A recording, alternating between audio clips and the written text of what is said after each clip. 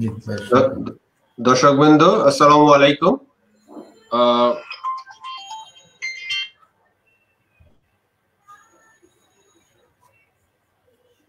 আপনার microphone of হয়ে গেছে।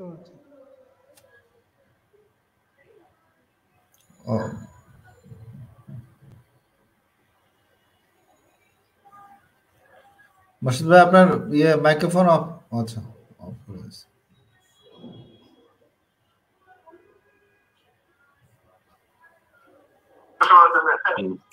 জি জি দর্শক মন্ডলী, সরি, আমার এই জায়গায় টেকনিক্যাল প্রবলেমের কারণে আমরা একটু অফলাইন হয়ে গিয়েছিলাম। তো আবারও সবাইকে শুভেচ্ছা জানাচ্ছি বিসিএফ এর পক্ষ থেকে। প্রতিদিনের মতো আমরা আজকেও আলোচনা করব আমাদের নিরাপদ খাদ্য এবং পুষ্টিকর খাদ্যের বিষয়গুলো নিয়ে। দর্শক মন্ডলী, আপনারা জানেন যে গত 10ই ডিসেম্বর আমাদের প্ল্যানিং কমিশনের জ্যেষ্ঠ মেম্বার সদস্য এবং জ্যেষ্ঠ সচিব ডক্টর শামসুল আলম স্যার আমাদেরকে অষ্টম পঞ্চবার্ষিকী পরিকল্পনা কৃষি এবং নিরাপদ খাদ্য বিষয়ক একটি উপস্থাপনা উনি আমাদেরকে দেন। এবং আজকের আলোচনাটা আসলে আমরা বিশেষ করে স্যারের যে অষ্টম পঞ্চবার্ষিকী পরিকল্পনার যে উপস্থাপনা, তার ভিত্তিতে আমাদের যে শনিবারের যে ধারাবাহিক আলোচনা, যে বাংলাদেশের গ্রামীণ অর্থনীতি পুনর্জাগরণের জন্য সামষ্টিক উদ্যোগ বা সমবায়ের যে বিষয়গুলো নিয়ে আমরা একটি ধারাবাহিক আলোচনা চালিয়ে যাচ্ছিলাম, সেই ধারাবাহিক আলোচনার যে আমাদের যে আমরা যে বিষয়গুলো আমরা এ পর্যন্ত পেয়েছি বা বেরিয়ে এসছে, সেটাকে কিভাবে আমরা এই পঞ্চবার্ষিকী পরিকল্পনার একটা অন্তর্ভুক্ত করতে পারি বা এটাকে বাস্তবিক রিকমেন্ডেশন গুলোকে কিভাবে অষ্টম পঞ্চবার্ষিকী পরিকল্পনার মধ্যে আমরা অন্তর্ভুক্ত করার জন্য সুপারিশ করতে পারি, সেইটারই একটা আমরা আলোচনা আজকে করব। যে আমরা কি কি আলোচনা, আমাদের এই ধারাবাহিক আলোচনায় আমরা এ পর্যন্ত কি কি ফাইন্ডিংস আমরা পেয়েছি এবং তার মধ্যে থেকে কোন কোন বিষয়গুলোকে আমরা পরিকল্পনা কমিশনকে আমরা উপস্থাপন করতে পারি, সেই বিষয়গুলো আমরা তুলে ধরব। আমাদের সাথে আছেন আমাদের সম্মানিত সদস্য বিসিএফ এর প্রফেসর নজরুল ইসলাম স্যার, যিনি নর্থ সাউথ ইউনিভার্সিটির ফ্যাকাল্টি মেম্বার, এবং আমাদের আরেকজন সদস্য টিম জাহিদ হোসেন। আমি প্রথমে যে বিষয়টি আসলে তুলে ধরতে চাই যে আমাদের যে উপস্থাপনাটি স্যার, আমাদের পরিকল্পনা পরিবারের সদস্য ডক্টর শামসুল আলম স্যার আমাদেরকে তুলে ধরেছেন, সেখানে কৃষি এবং শস্য উৎপাদনে উনি কতগুলো চ্যালেঞ্জকে উনি আমাদের সামনে তুলে ধরেছেন। এই চ্যালেঞ্জগুলোর মধ্যে ছিল যে কম উৎপাদনশীলতা, গবেষণা সম্প্রসারণ এবং কৃষকদের সমন্বয়ের ক্ষেত্রে প্রাতিষ্ঠানিক সীমাবদ্ধতা, জলবায়ু পরিবর্তন সংশ্লিষ্ট ঝুঁকি, মাটি এবং ভূগর্ভস্থ পানির মতো প্রাকৃতিক সম্পদের ক্রমহ্রাসমানতা এবং ক্রমহ্রাসমান কৃষি জমি, অনুন্নত বাজার অবকাঠামো ও দুর্বল পরিবহন ব্যবস্থা, কৃষি ঋণ প্রাপ্তির ক্ষেত্রে জটিলতা কৃষকদের, এবং আমাদের খাদ্য নিরাপত্তা ও পুষ্টিমান বজায় রাখার যে চ্যালেঞ্জ।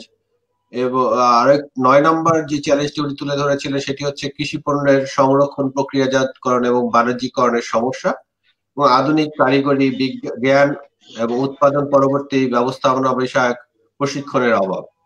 এই 10টি চ্যালেঞ্জ স্যার আমাদেরকে তুলে ধরেছিলেন যে আমাদের কৃষি শস্য ক্ষেত্রে, কৃষির যে শস্য সেক্টর আছে, সেখানে আমাদের আগামী 5 বছরের যে পঞ্চবার্ষিকী পরিকল্পনা তৈরি হচ্ছে, যেটি আসলে গত দুটি পঞ্চবার্ষিক পরিকল্পনার অভিজ্ঞতার আলোকেই প্রণীত হয়েছে, সেখানে এই 10টি চ্যালেঞ্জকে স্যার তুলে ধরেন।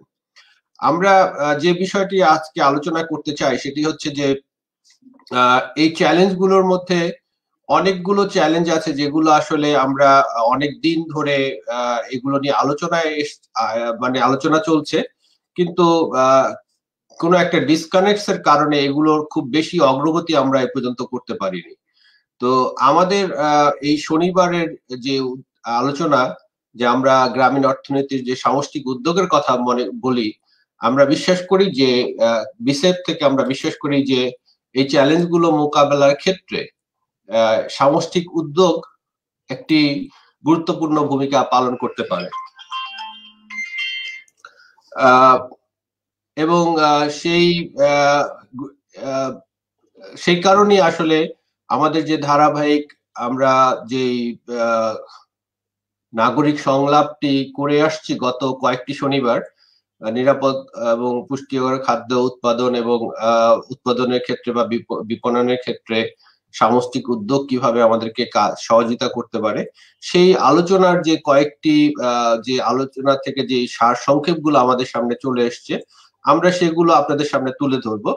তার আগে আমরা আমাদের আজকে যারা আমাদের সাথে উপস্থিত আছেন, মাননীয় সম্মানিত আমাদের chairman doctor Zainul Abedin sir এবং প্রফেসর নজরুল ইসলাম স্যার এবং টিম জাহিদ হোসেন, আমরা একটু আমাদের সদস্যদের কাছ থেকে জানতে চাইবো যে আসলে এই যে 10টি চ্যালেঞ্জ কৃষিক্ষেত্রে তুলে ধরা হয়েছে অষ্টম পঞ্চবার্ষিকী পরিকল্পনায়, এই চ্যালেঞ্জ গুলো মোকাবেলায় আমাদের সামষ্টিক উদ্যোগ বা সমবায়ের যে ইনিশিয়েটিভ গুলো আমরা সবসময় বলে থাকি, সেইটা কতটা গুরুত্বপূর্ণ ভূমিকা পালন করতে পারে বলে মনে করি আমরা, আমাদের নিজেরা আমরা কতটুকু এই জায়গাটাতে প্রয়োজনীয়তা এটাকে তুলে ধরা, এই অষ্টম পঞ্চবার্ষিকী পরিকল্পনা অন্তর্ভুক্তিকরণের ক্ষেত্রে এটা কতটা গুরুত্বপূর্ণ, সেই বিষয়টি আমরা আসলে জানতে চাইবো আমাদের যারা আজকের প্যানেলে যারা আছেন তাদের কাছ থেকে। দর্শকবৃন্দ, আপনারাও আপনাদের মতামত দিতে পারেন। প্রথমে আমি জাহিদ হোসেনকে, আমাদের টিম জাহিদ ভাইকে, উনি ওনার ক্যামেরাটা অন করতে পারছেন না কোনো একটা কারণে, তো আমরা ওনার কাছ থেকে একটু জানতে চাইবো যে উনি এটাকে কিভাবে দেখেন, যে আমাদের যে কৃষকের যে সমস্যাগুলো আছে, যেটা বারবার মানে যে 10টি পয়েন্টের কথা আমাদের শামসুল আলম স্যার তুলে ধরেছেন, সেই সমস্যাগুলো বা সেই চ্যালেঞ্জগুলো মোকাবেলার ক্ষেত্রে আমাদের সামষ্টিক উদ্যোগ কতটা ভূমিকা পালন করতে পারেন বলে উনি মনে করেন, বা এটাকে আমাদের একটি স্ট্র্যাটেজি হিসাবে অন্তর্ভুক্তকরণটা কতটুকু জরুরি বলে উনি মনে করেন। জাহিদ ভাই। ধন্যবাদ জনাব শাকিল মাহমুদ মোর্শেদ। ধন্যবাদ জনাব শাকিল মাহমুদ মোর্শেদ। আমার কাছে যেটা মনে হয় যে, বা আমার অভিজ্ঞতা থেকে আমি যেটা দেখেছি, সেটি হলো যে কোনো সমস্যাই হোক বা চ্যালেঞ্জই হোক না কেন, এককভাবে মোকাবেলা করা কখনোই সম্ভব না। এটা হলো দ্য বেসিক প্রিন্সিপাল। সেটা হলো যে সমস্যা যখন আছে, মোকাবেলা করতে হবে সামষ্টিকভাবে। এই সামষ্টিকভাবে মোকাবেলা করার বিভিন্ন ধরন, কাঠামো বা ফর্ম আছে। এগুলো এক একটা জায়গায় এক একভাবে করা হয়। যেমন আপনি ধরেন যে সামগ্রিক উন্নয়নের ক্ষেত্রে এক সময় সমবায়কে একটি বড় আপনার সোপান হিসেবে ধরা হয়েছে, যে সমবায়ের ভিত্তিতে যদি আমরা কৃষককে বা কোনো গোষ্ঠীকে একত্রিত করি, তাহলে সেটি মোকাবেলা করা সম্ভব। আরেকটি হলো যে কোনো কিছু, একটি ভালো কোনো কিছু তৈরি করতে হলে একজনের মাথা থেকে সেই যে সমাধানটি আসবে, সেখানে যদি একাধিক বা 10 জনের মাথা একখানে আসে, তাহলে পরে ডেফিনেটলি সেখানে ভালো ভালো সমাধান বেরিয়ে আসবে। একজনের মাথা থেকে 10টা বুদ্ধি আসার চেয়ে 10 জনের মাথা থেকে যদি 2টো করে বুদ্ধিও আসে বা পরামর্শ আসে, তাহলে তার সংখ্যা অনেক বেশি হয় এবং স্বাভাবিকভাবে অনেক ভালো হয়। তা আমাদের যে সমস্যাগুলো চিহ্নিত করা হয়েছে, এগুলো ইনফ্যাক্ট আসলে নতুন কোনো সমস্যা নয়। এগুলো আমরা এগুলো একটা ধারাবাহিকতা আছে, এবং যতই বেশি আমাদের সময় এগিয়ে যাচ্ছে, আমরা তত বেশি এই এই চ্যালেঞ্জগুলো নানা ফর্মে আমাদের সামনে এসে দাঁড়াচ্ছে। ধরেন এক সময় আমাদের সামনে চ্যালেঞ্জ ছিল যে কৃষির উৎপাদন, বা এই দেশের মানুষকে আপনার যে মঙ্গা বলেন, যে অভাব বলেন, খাদ্যাভাব বলেন, দুর্ভিক্ষ বলেন, হ্যাঁ, 3 বেলা একমুঠ খাবার জোটানো বলেন, এই বিষয়গুলো ছিল সেই 50s যুগে। সে সময় আপনার যে গ্রিন রেভলিউশন করা হয়েছে, এই গ্রিন রেভলিউশনের একটা ধারাবাহিকতায় আমরা আজকে যে কৃষির যে দেখছি, আমাদের জনসংখ্যা বেড়েছে। সে সময় 6 কোটি বা 7 কোটি থেকে আমাদের এখন প্রায় 16, বা কেউ বলছেন 18 কোটি, কেউ বলছেন তারও বেশি। তারপরেও আমরা যে পরিমাণ খাদ্যশস্য উৎপাদিত হচ্ছে, হ্যাঁ, বিশেষ করে আপনার সিরিয়াল, সেই ক্ষেত্রে আমরা যে আমাদের যে অর্জন, এই অর্জনটি একটি বিশাল এবং ব্যাপক অর্জন। সো এটি আসলে অনেক দীর্ঘমেয়াদী পরিকল্পনার একটি সামষ্টিক ফল। এটি করতে যেয়ে হয়তো নানান ধরনের জটিলতা তৈরি হয়েছে। আমাদের বনভূমি নষ্ট হয়েছে, বনভূমি নষ্ট হওয়ার কারণে আমাদের পরিবেশের উপরে একটি বিরূপ প্রভাব পড়েছে। ঠিক তেমনি ভাবে আমাদের আমি একটি বিষয় এখানে উল্লেখ করি, সেটি হচ্ছে যে যারা সোশ্যাল অ্যানথ্রোপোলজিস্ট বা ডেভেলপমেন্ট ওয়ার্কার, তারা বলছেন, একটি সূত্র দেন, তারা বলেন যে প্রতি 20 বছরে একটি জনসংখ্যা যদি খাদ্যের নিরাপত্তা থাকে তাহলে তার সেটি দ্বিগুণ হয়ে যায়। প্রতি 20 বছরে এটা দ্বিগুণ হয়। ধরে নেন যে একটি দ্বীপে এক কাপড় তাদেরকে রাখা হলো এবং সেখানে তাদেরকে পর্যাপ্ত খাবারের ব্যবস্থা থাকলো, তাহলে 20 বছরের মধ্যে এই 2 থেকে 4 জন হবে এবং 40 ইয়ার্সে 4 থেকে 8 জন হবে, যদি বাইরের আর কেউ না আসে এখানে। তো ঠিক তেমনি ভাবে আমরা যদি দেখি যে আমাদের জনসংখ্যা যেভাবে বেড়েছে, তার একটা অন্যতম কারণ হলো, এটা হতে পারে কাজ করেছে, কিন্তু এর একটা অন্যতম কারণ হলো যে আমরা এটা মানে বাধাহীন খাদ্য সরবরাহ প্রত্যেকের জন্য আমরা করতে পেরেছিলাম। কিন্তু এটা করার ফলে যেটা হয়েছে যে চ্যালেঞ্জগুলো বলছে, আর 9টা চ্যালেঞ্জ যেগুলো আছে, সেই চ্যালেঞ্জগুলো আমাদের সামনে এসে দাঁড়িয়েছে। এই চ্যালেঞ্জগুলোকে মোকাবেলা করতে হলে পরেও এখন আমাদেরকে একটি দীর্ঘমেয়াদী পরিকল্পনা করতে হবে এবং এককভাবে কারো পক্ষে এটি করা সম্ভব নয়। সামষ্টিক উন্নয়ন এটি আমাদের নীতিমালার মধ্যে আসতে হবে, যে এই সামষ্টিক উন্নয়নের ভিতরে কোনো একটিকে স্ট্যান্ড অ্যালোন একটি বিষয় হিসাবে দেখার কোনো ব্যাপার নেই। যেমন ধরুন যে এখনকার যুগে আমরা যদি বাণিজ্যিক কৃষির কথা না বলি, বা বাণিজ্যিক কৃষি করতে গেলে পরে আমাদেরকে যে কাজগুলো করতে হবে, সেই বাণিজ্যিক কৃষির সেই শর্তগুলো পূরণ করতে হবে। আমাদের এখনো পর্যন্ত কৃষিটা হলো অ্যাকচুয়ালি সাবসিস্টেন্স এগ্রিকালচার, মানে কৃষকরা তাদের বা গৃহস্থরা তাদের নিজেদের খাবার, নিজেদের পরিবারের ভরণ পোষণের জন্য, বা খাবারের জন্য উৎপাদন করেন, তার উদ্বৃত্ত অংশটি যে তারা বাজারে বিক্রি করেন, যার ফলে প্রপার মার্কেটিংটা হচ্ছে। মার্কেটিংটা না হওয়ার কারণে যে কোয়ালিটিটা আপনাকে এনশিওর করা যাচ্ছে। কিন্তু আমরা যদি এখন কমার্শিয়ালাইজেশনের কথা চিন্তা করি, তাহলে কমার্শিয়ালাইজেশনের দুটো বিষয় আছে। একটি হলো ভলিউম প্রোডাকশন করতে হবে, আর একটি হলো যে কোয়ালিটি কন্ট্রোল, কিউসি যেটা। তার মানে আপনি যখন কমার্শিয়াল প্রোডাকশনে যাবেন তখন কিউসি আপনার মাস্ট, এবং এখানে অল্প পরিমাণ নিয়ে এসে বাজারজাত করলে হবে না, এখানে আপনাকে ভলিউম নিয়ে আসতে হবে। সো এই যে বিষয়গুলো আছে সামনে, আমার মনে হয় যে অন্য বক্তা যারা আছেন তারা এগুলোকে আরো সুনির্দিষ্টভাবে বলতে পারবেন। তা আমি জাস্ট এই সূচনা ইয়েতে আমি এটুকু বললাম যে আমাদেরকে আসলে এখন সাবসিস্টেন্স এগ্রিকালচার থেকে কমার্শিয়াল এগ্রিকালচারে যেতে হবে। কমার্শিয়াল এগ্রিকালচারে যেতে হলে পরে একেবারেই মানে বিক্রয়ের জন্য মানুষ উৎপাদন করবেন, এবং সেই উৎপাদনটি করতে গেলে পরেই যারা এটার বায়ার, তারা এটার কোয়ালিটিটা সম্পর্কে অনেক বেশি সচেতন হবে, কয়েকটা জায়গায় কোয়ালিটি কন্ট্রোল হবে, এবং এটা ভলিউম বেশি উৎপাদন না করলে পরে সেখানে আপনি এই কোয়ালিটি কন্ট্রোলের বিষয়টিকে কার্যকর করতে পারবেন। হ্যাঁ, এগুলো যদি করেন তাহলে আপনি নিরাপদ খাদ্যই বলেন, আর আপনার এই সংক্রান্ত যে পরবর্তী ধাপগুলো, সেগুলো আপনি আসলে সাস্টেনেবল ওয়েতে, ভাইবল ওয়েতে করতে পারবেন না। তো আমি এখানেই থামছি।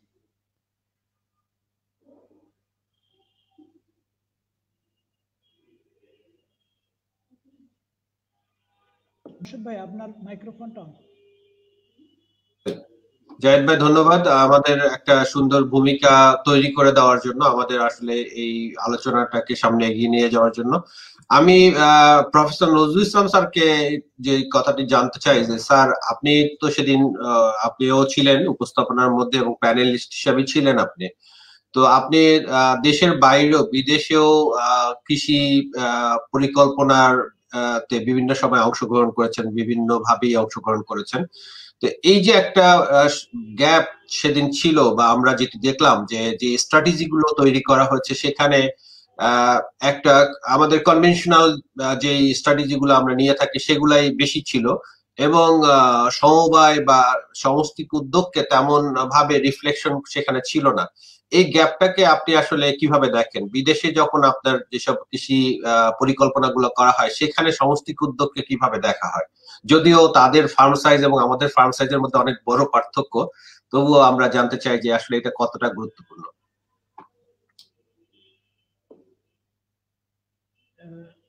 প্রফেসর নজরুল ইসলাম, আপনার মাইক্রোফোনটা অন।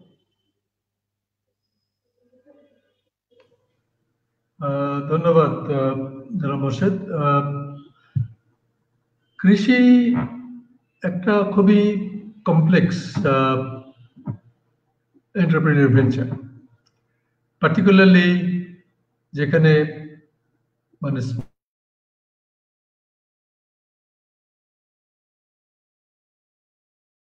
কানাডা এদের সিচুয়েশনে সেখানে হচ্ছে মানে মেইনলি প্রোডাকশনটাই কমার্শিয়াল ওরিয়েন্টেড প্রোডাকশন হয় আর কি এগ্রিকালচারে, এবং ওখানে তবু এর মধ্যেও ওখানে কিন্তু এই কোঅপারেটিভ কালেকটিভ ইনিশিয়েটিভটা থাকে, particularly for post harvest situation. When farmers harvest and then they তারা নিজেরা establish করে একটা farmers cooperative for storage, handling and exporting, এবং that is more formalized, খুব ফর্মাল ওয়েতে হয়।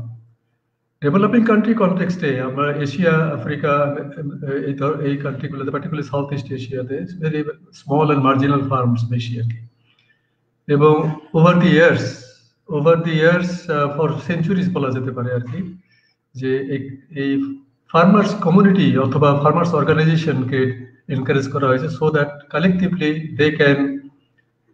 they can produce something and market. এটা কিন্তু হয়ে আসছে, particularly in the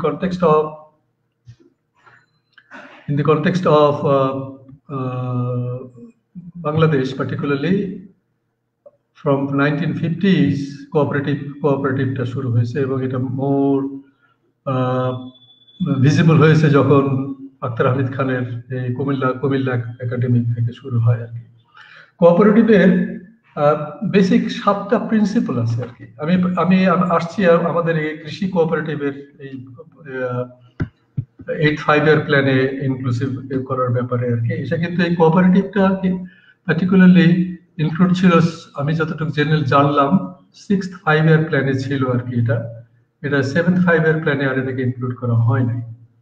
8th 5 প্ল্যানে ঠিক কোঅপারেটিভ ফার্মার্স অর্গানাইজেশন এটা ভায়াবল হচ্ছে না বলে হয়তো এটাকে ইনক্লুড করা হয়নি বলে আমি যতটুকু জানি আর কি। তবে অবশ্যই ফার্মার্স অর্গানাইজেশন ইজ নেসেসারি, সেটা কিন্তু সকলেই আমার মনে হয় সেটা উপলব্ধি করে, এবং যারা পলিসি মেকার তারা সব উপলব্ধি করে যে এই ফার্মার্স ক্যান কাম টুগেদার। কিন্তু পার্টিকুলারলি স্মল হোল্ডিং ইয়েতে আর কি যেটা হয় সেটা হচ্ছে বাংলাদেশে এবং পার্টিকুলারলি সাউথ ইস্ট এশিয়াতে small, medium and large farms exist.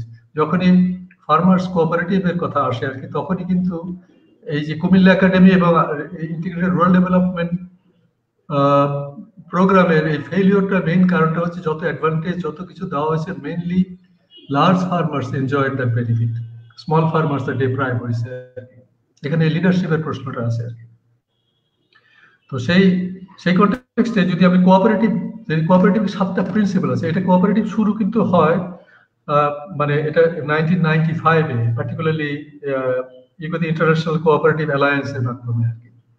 আমি জাস্ট 7টা প্রিন্সিপাল একটু পড়ে শোনাই। এই 7টা প্রিন্সিপালটাকে কিন্তু বিভিন্ন দেশে বিভিন্নভাবে কিন্তু এটাকে কি বলবো টেলর করা হয় for to suit their situation, এবং এখানে লিগ্যাল ফ্রেমওয়ার্ক নেওয়া হয় আর কি।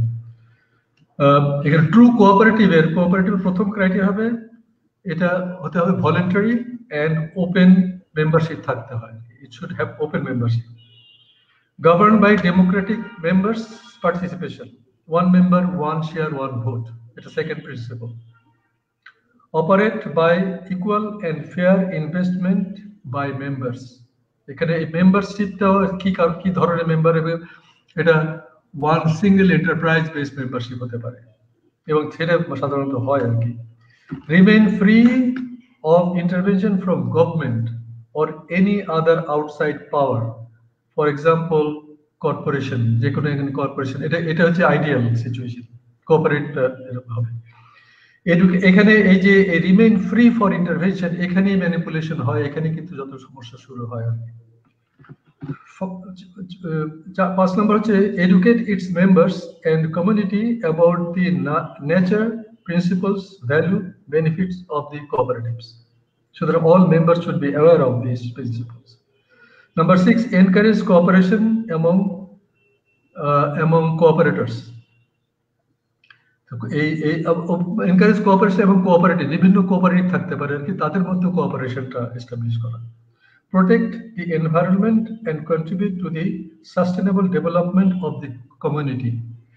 এই 7টা প্রিন্সিপালের উপরে কিন্তু কোঅপারেটিভের যেটা ইন্টারন্যাশনাল কোঅপারেটিভ অ্যালায়েন্স এইটা লেআউট করেছে, এবং within the country it varies, within the country যেখানে সিচুয়েশন। এবং বাংলাদেশের সিচুয়েশনে যেটা আমি বললাম একটু থেকে, পার্টিকুলারলি স্মল স্কেল কোঅপারেটিভ করতে গেলে পরে যদি হোমোজিনিয়াস প্রোডাক্ট তৈরি হয়, বাংলাদেশের কৃষকরা কিন্তু হোমোজিনিয়াস প্রোডাক্টস তৈরি করে না, it doesn't produce homogeneous product. কেউ শাক করতেছে, কেউ ভেজিটেবল করতেছে, কেউ ধান করতেছে, ধানের মধ্যে আবার বিভিন্ন ধরনের ভ্যারাইটিস আছে, বিভিন্ন ধরনের ল্যান্ড হোল্ডিং সাইজ আছে, আপনার প্রাইস ভোলাটিলিটি আছে, ওয়েদার ভোলাটিলিটি আছে, এগুলোকে সব মানে একটা ফ্রেমের মধ্যে আনা, this is really A difficult task.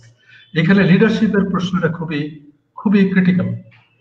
এখন কমিউনিটি এন্টারপ্রাইজ যেটা একটা কনসেপ্ট আসছে আর কি, কমিউনিটি এন্টারপ্রাইজ অ্যাপ্রোচ যে কনসেপ্টটা আসছে আর কি, সেই কনসেপ্টটা এটাও একটা নতুন কনসেপ্ট, রিলেটিভলি নতুন বলতে পারি আর কি। সেই কনসেপ্টে যদি ওনারশিপটা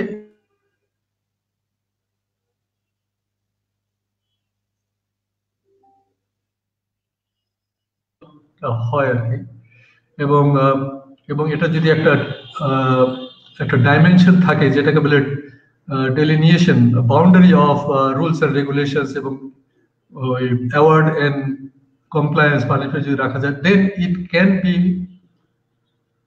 ফাংশনেবল। এক্সাম্পলটা হচ্ছে আপনার প্রজেক্টটি ধরি আপনি, যেটা হচ্ছে মানে ফ্লাড প্লেন ফিশ কালচার যেটা আর কি, সেখানে কিন্তু এই ফ্লাডে যে হারভেস্টটা হয় সেটা কিন্তু একটা সিঙ্গেল প্রোডাক্ট ওখানে তৈরি হচ্ছে। মাছের যদি ভ্যারাইটি থাকে কিন্তু মাছ ফ্লাড এটা কমন পুল রিসোর্স আর কি, এখানে পুল করাটা সম্ভব, একটা কমন পুল, কমন অবজেক্টিভ। কিন্তু যখনই পানিটা শুকিয়ে যাবে আর কি, এই পানি শুকানোর পরে every farmers will go back to their normal function আর কি, বিভিন্ন কৃষক বিভিন্ন ধরনের কাজ শুরু করবে আর কি। এখন এদেরকে ওই কমিউনিটি এন্টারপ্রাইজ যে কনসেপ্টটা আছে সেটার মধ্যে যদি আনা সম্ভব হয় আর কি, এটা কি কতটুকু হবে সেটা কিন্তু আমি জানি না, আমার ততটুকু এক্সপিরিয়েন্স এখনো হয়নি বাংলাদেশের উপরে। তো সেইটা যদি আমরা মানে ডেমনস্ট্রেট করতে পারি আর কি, আমার মনে হয় why not, everybody all policy makers, even academicians এবং scholars, they always advocate for farmers organizations, particularly small farmers organization, if they can organize and come up with a solid leadership এবং তাদের মধ্যে যদি একটা cohesion থাকে, then obviously it can have some role to play or power play korte pare. They can have some bargaining power in the negotiation of their products, and that can also assure the assure the supply and also assure their price and input supply. So many other things can happen through that organization. Obviously that is very essential and needed thing to do. But complexity ta hocche je heterogeneous product produce hoy, এবং the cooperatives যারা cooperative movement থাকবে যে উদ্দেশ্য এবং এটা common হতে হবে আর কি, বিভিন্ন অবজেক্টিভ নিয়ে আসলে that creates more conflict than homogeneity. Okay, so in a nutshell I would say that cooperative farmers organization is necessary, particularly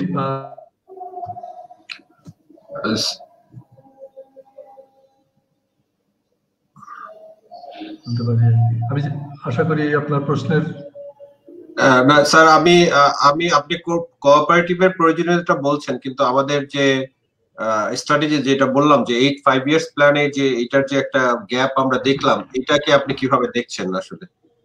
এটা আসলে আমাদের আমার যতটুকু মনে হয় সেটা হচ্ছে যে যে কোনো প্রণোদনা আমরা আমাদের বাংলাদেশের যে কারো যে ধরনের স্ট্র্যাটেজি গুলো নেওয়া হচ্ছে আর কি, সেটা হচ্ছে বাংলাদেশ কৃষকদেরকে সাপোর্ট দেওয়া হবে আর কি। সাপোর্টটা দিতে গেলে পরে আমাদের যে চ্যানেল অফ ফ্লো যেটা আছে আর কি, সেই চ্যানেল অফ ফ্লোটা অবশ্যই এটা একটু ভালনারেবল বর্তমানে, এবং সেই জন্য কিন্তু ওই একটা প্রশ্ন সেখানে আসছিল, সেটা হচ্ছে যে কোঅপারেটিভের কথা তুলে, যে আপনি যে প্রশ্নটা রেখেছিলেন সেখানে সেদিন, তখন ওই আমাদের যে গেস্ট স্পিকার উনি বলেছিলেন যে we need an Akhtar Hamid Khan. If Akhtar Hamid Khan is not there, it will not continue. So that means a leadership is needed.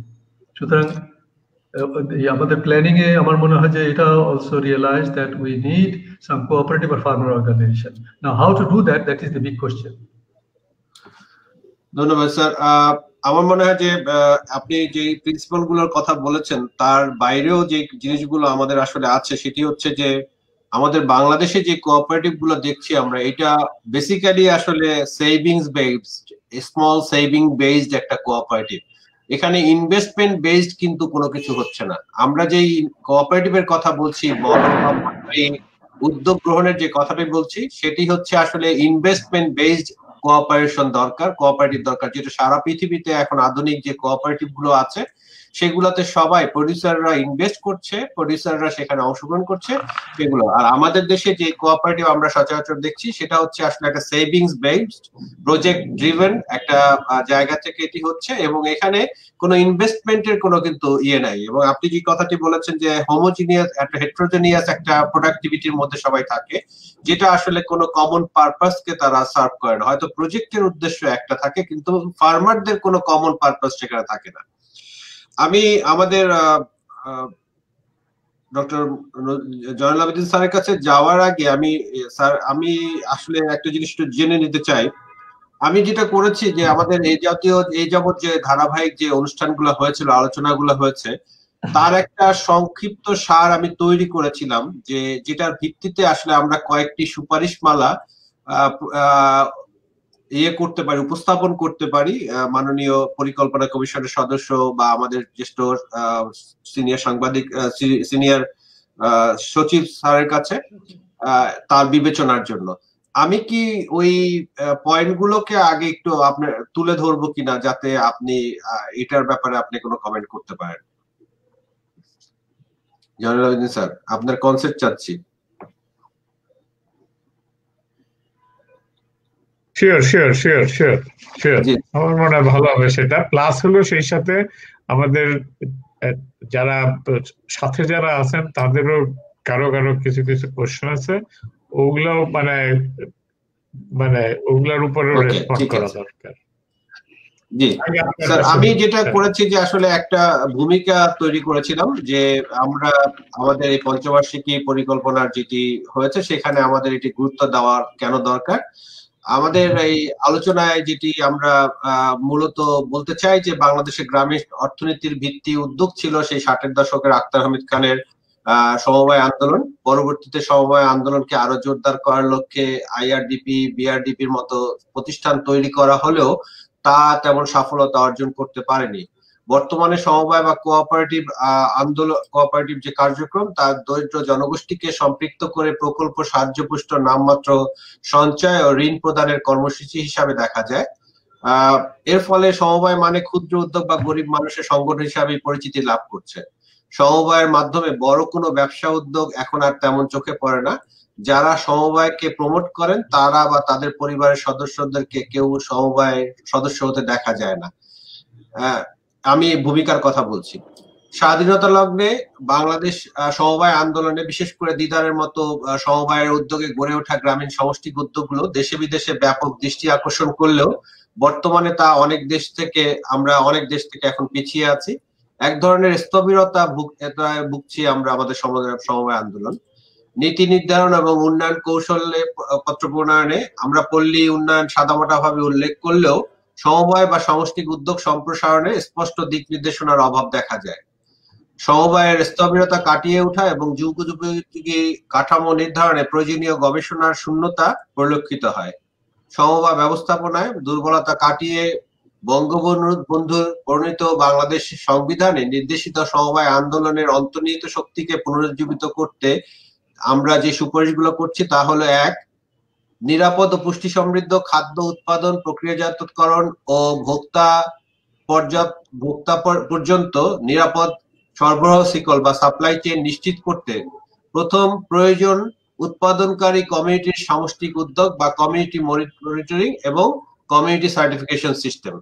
আমরা যতই নিরাপদ খাদ্যের কথা বলি না কেন, এইটা যদি না করতে, কারণ নিরাপদ খাদ্য উৎপাদন করতে হলে একটা এলাকার সবাইকে একসঙ্গে সেই নিরাপত্তা ফলো করতে হবে। একজন কৃষক একটা মাঠের মধ্যে 100 জন কৃষকের মধ্যে 1 জন বা 2 জন কৃষক যদি নিরাপদ পদ্ধতি অবলম্বন করে, সেটা কখনোই নিরাপদ হতে পারে না। সুতরাং এটা যেমন একসঙ্গে আমাদেরকে একটা কমিউনিটিকে মোবিলাইজ করতে হবে, যেটি নিয়ে আপনারা কথা বলেন মনোজগতের পরিবর্তন, সেই সমস্ত এলাকার কমিউনিটির সমস্ত কৃষকদের যেমন একটা মাইন্ডসেট চেঞ্জের দরকার আছে, ঠিক একইভাবে এটাকে আমাদেরকে পার্টিসিপেটরি গ্যারান্টি সিস্টেমের মধ্যে দিয়ে এই কমিউনিটিকে নিশ্চয়তা দিতে হবে যে তাদের এলাকার যে উৎপাদিত ফসল সেটি নিরাপদ এবং পুষ্টিকর।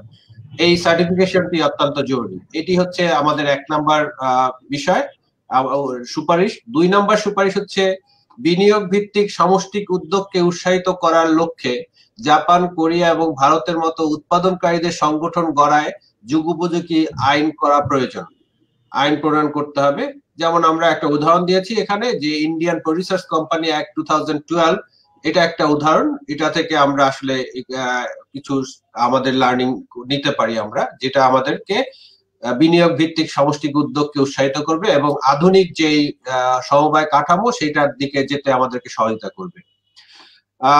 তৃতীয় আমাদের সুপারিশ মালার মধ্যে আছে যে 19 শতাব্দীর শেষে গ্রামীণ সম্পদ নির্ভর একই সমাজে বসবাসরত ধনী গরিব সবাইকে নিয়ে অর্থনৈতিক উন্নয়নের নতুন ধারা, কমিউনিটি এন্টারপ্রাইজ ধারণা, দাউদকান্দি মডেল বা কুমিল্লা বার্ড কর্তৃক বাস্তবায়িত লাকসাম মডেল, যেটি একটু আগে নজরুল ইসলাম স্যার যেটি বলেছেন যে পানি চলে যাওয়ার পরে কৃষকরা কি একত্রিত হতে পারে কিনা, এরকমই একটা মডেল কিন্তু লাকসামে এবছর বার্ড তারা এক্সপেরিমেন্টালি করেছে শিশুকের সাথে মিলে, এবং আমরা দেখেছি এটা খুবই সফল একটি সেখানে যে বিষয়টি দরকার হয় সেটি হচ্ছে ডিজিটাল ম্যাপিং দরকার হয় ফার্মারদের জমিগুলোকে চিহ্নিত করে দেওয়ার জন্য। সুতরাং এটা খুবই সাকসেসফুলি লাকসামে 2টো প্রজেক্ট এরিয়াতে এটি বাস্তবায়ন করা সম্ভব হয়েছে। সুতরাং সেই জন্য আমি এটাকে লাকসাম মডেল বলে বলেছি। এই যে উদ্যোগগুলো আছে সেগুলোর সম্প্রসারণ উদ্যোগ নেওয়া প্রয়োজন। বাংলাদেশ পল্লী উন্নয়ন একাডেমি বার্ড, পল্লী উন্নয়ন একাডেমি বগুড়া, বাপার্ড, কৃষি গবেষণা ফাউন্ডেশনের মাধ্যমে আরো বেশি প্রায়োগিক ও অ্যাডাপটিভ গবেষণা উদ্যোগ গ্রহণ করা প্রয়োজন। এটি হচ্ছে আমাদের 3 নাম্বার সুপারিশ ছিল। 4 নাম্বার সুপারিশ হচ্ছে আমাদের কমিউনিটি ভিত্তিক সমষ্টিক উদ্যোগকে কাজে লাগিয়ে স্থানীয় বিশেষায়িত জ্ঞান, প্রাকৃতিক সম্পদ ও সম্ভাবনা ভিত্তিক বিশেষায়িত অ্যাগ্রো ইকোনমিক জোন প্রতিষ্ঠা করা। আমাদের যেসব জায়গাতে যে বিষয়টি অনেক বেশি ভালো হয় সেই জায়গাকে ভিত্তি করে, যেমন আমাদের দাউদকান্দিকে যদি আমরা মাছের জন্য বলি, অন্য কোনো জায়গায় হয়তো অন্য কোনো ফলের জন্য হতে পারে।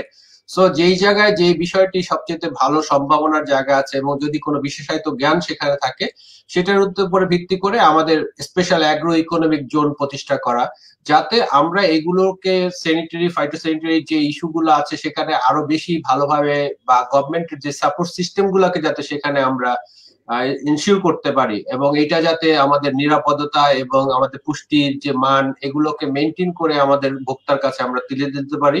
একই সাথে এটা ভ্যালু অ্যাডিশন এবং রপ্তানি যোগ্য হতে পারে আরো বেশি ইয়ের জন্য। 5 নম্বর আমাদের সুপারিশ হচ্ছে কোভিড বা জলবায়ু পরিবর্তন জনিত ঝুঁকি মোকাবেলায় কৃষি বীমা চালুর উদ্যোগ নেওয়া। সেক্ষেত্রে কৃষকের প্রিমিয়ামে ভর্তুকি প্রদানের একটা ব্যবস্থা থাকতে হবে, কারণ প্রাথমিকভাবে কৃষকরা এই প্রিমিয়াম দিতে তেমনটা আগ্রহী হয় না। সুতরাং কৃষি বীমা চালু করব বললেই হবে না, সেটার সাথে সাথে কৃষকদের প্রিমিয়ামে একটা ভর্তুকির ব্যবস্থা থাকতে হবে ইনিশিয়ালি। কৃষি বীমায় ভ্যাট রহিত করা, কারণ এই যে বীমার ক্ষেত্রে প্রায় 30% একটা মতো ভ্যাট আছে, এই ভ্যাটটা আমরা যদি প্রাথমিকভাবে 5 বছরের জন্য ওয়েভার দিতে পারি, তাহলে যেটা হবে যে আমাদের এই প্রিমিয়ামের প্রাইসটা অনেক কমে যাবে এবং সেটা কৃষকদের জন্য সহনীয় হয়ে আসবে। এটার একটা সবচেয়ে ভালো মডেল হতে পারে যে টার্কিতে মানে আপনার প্রাইভেট পার্টনারশিপ, আপনি ওই যে পাবলিক প্রাইভেট পার্টনারশিপে তাদের যে ইন্স্যুরেন্স এগ্রি ইন্স্যুরেন্স মডেল যেটি আছে টার্কিতে, যেটি প্রায় তারা 15 বছরের মতো তারা অপারেট করছে এবং খুবই সাকসেসফুলি এটা করছে, সেটাকে আমরা সেখান থেকে কিছু লেসন লার্নিং আমরা নিতে পারি। 6 নম্বর সুপারিশ হচ্ছে আমাদের উৎপাদনকারীদের সামষ্টিক উদ্যোগকে সহায়তা করার জন্য স্থানীয় বাণিজ্যিক ব্যাংকগুলোতে বিশেষায়িত ব্যাংকিং ব্যবস্থা চালু করা দরকার এবং এক্ষেত্রে কৃষি ব্যাংক, পল্লী সঞ্চয় ব্যাংক, রাকআপকে সামষ্টিক উদ্যোগে আরো বেশি অর্থায়নের নির্দেশনা প্রদান করা যেতে পারে। আমাদের আলোচনাতে আমরা দেখেছি যে আমাদের যে এজেন্ট ব্যাংক গুলো আছে বিভিন্ন বাণিজ্যিক ব্যাংকের, তারা এখন কমিউনিটি পর্যায়ে কাজ করছে। They can play a vital role in that.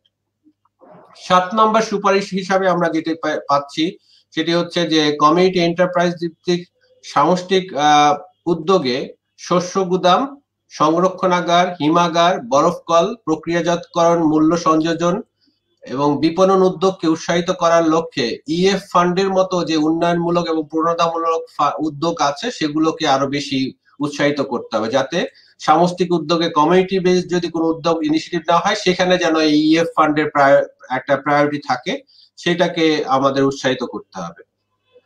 8 নম্বর যে সুপারিশ আমরা এখানে তুলে ধরছি সেটি হচ্ছে যে সমবায়ের স্থবিরতা কাটিয়ে ওঠা এবং যুগোপযোগী কাঠামো নির্ধারণে প্রয়োজনীয় গবেষণা পরিচালনার সহায়তা বৃদ্ধি করা। কারণ আমরা দেখেছি যে এই সেক্টরে আসলে কোনো গবেষণা হচ্ছে না, যেটি হচ্ছে খুবই ডোনার ড্রিভেন কিছু হচ্ছে। বাট এই যে বটলনেক গুলো কোথায়, আমরা সবাই জানি একটা বটলনেক আছে, বাট ডিসকানেক্টটা কোথায় এবং সেটার উন্নয়নের জন্য কি করা উচিত সেই জাতীয় কোনো গবেষণা কিন্তু আমরা দেখছি না। সুতরাং এই ক্ষেত্রে গবেষণার ফান্ডটাকে আরো বেশি সম্প্রসারিত করা, যাতে এক্ষেত্রে আমরা এটাকে আধুনিকায়ন করতে পারি এবং যুগোপযোগী করতে পারি। এই ছিল আসলে মূলত এই 8টি সুপারিশমালা আমরা গত যেই ধারাবাহিক আলোচনা করেছি সেখান থেকে আসলে এগুলো উঠে এসেছে। স্যারের অনুযায়ী আমরা যদি একটু যাই আমাদের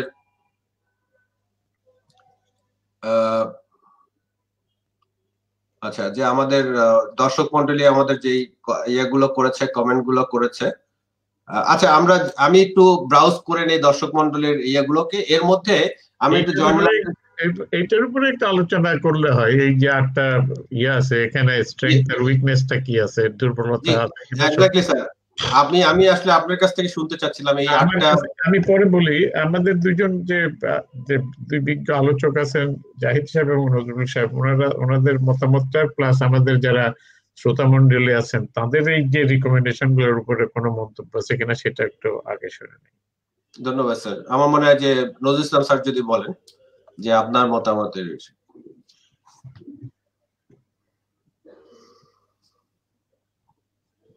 নজরুল মাইক্রোফোন অফ রয়েছে।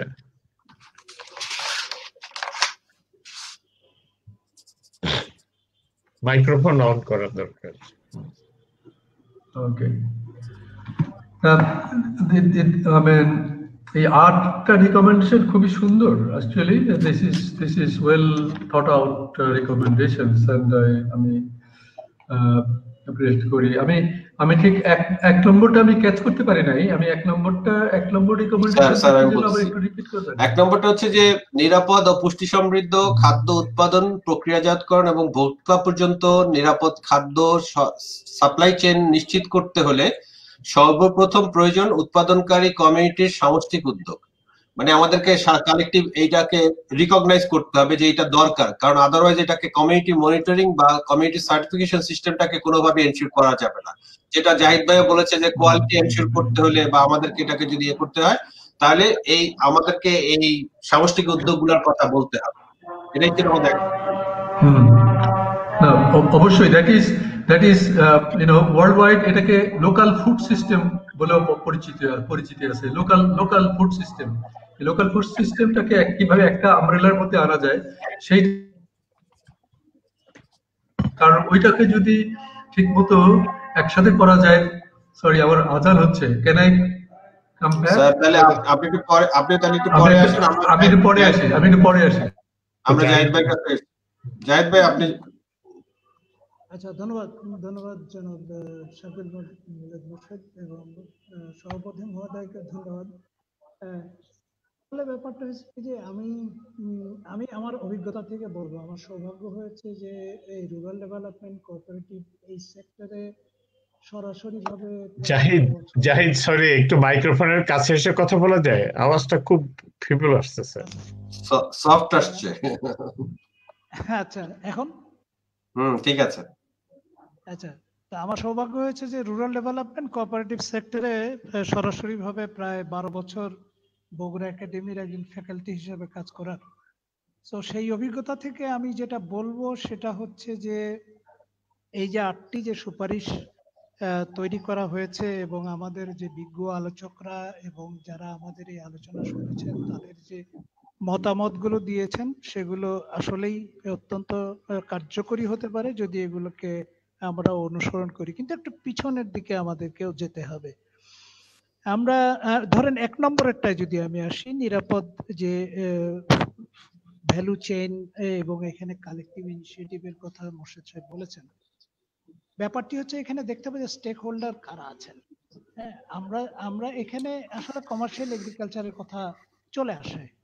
হ্যাঁ, আমি যে প্রথমে যেটা বলছিলাম, commercial agriculture one of the stakeholder, main stakeholder হচ্ছে প্রাইভেট কোম্পানিগুলো।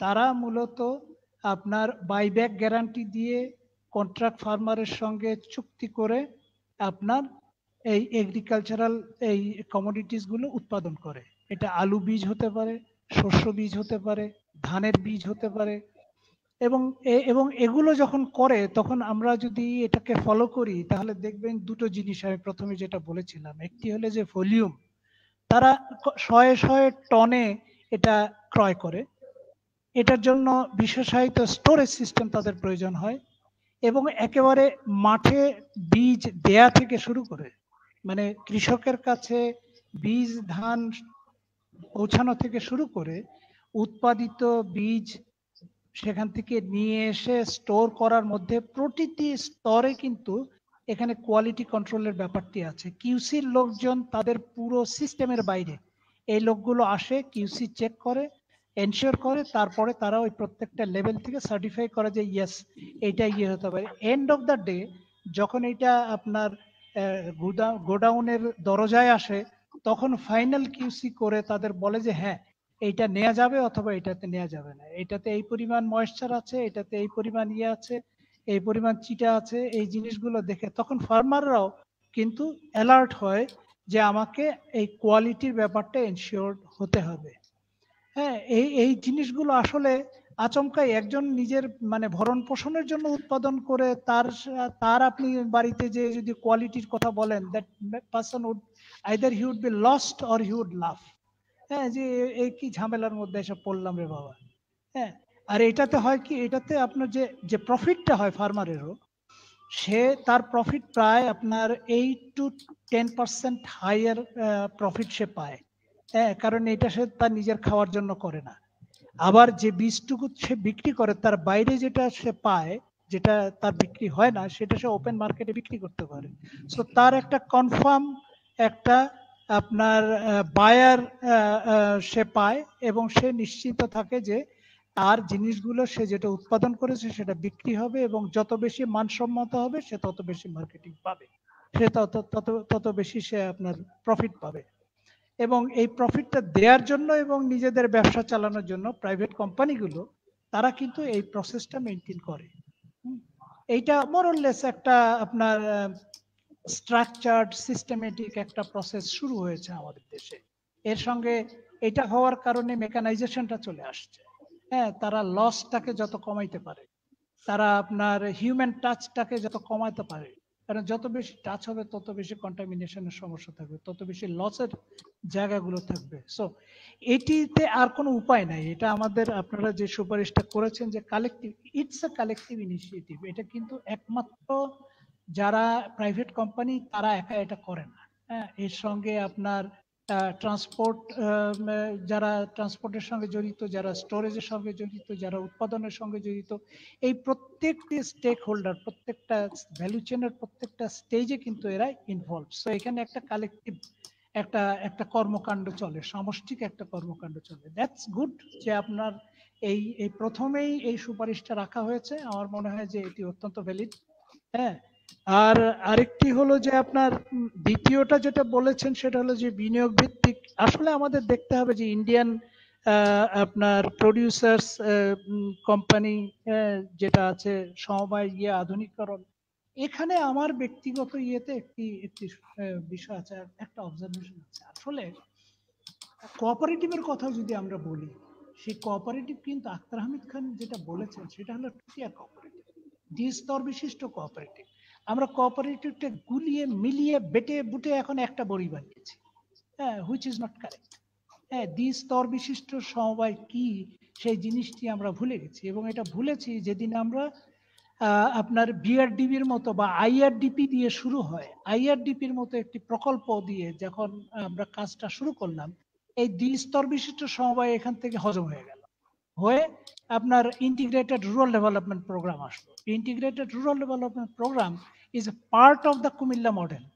কুমিল্লা মডেল কিন্তু শুধুমাত্র দ্বিস্তর বিশিষ্ট সমবায় নয়, কুমিল্লা মডেল হ্যাজ 4 পিলার্স। এই 4 পিলারকে মিলেই হলো কুমিল্লা মডেল।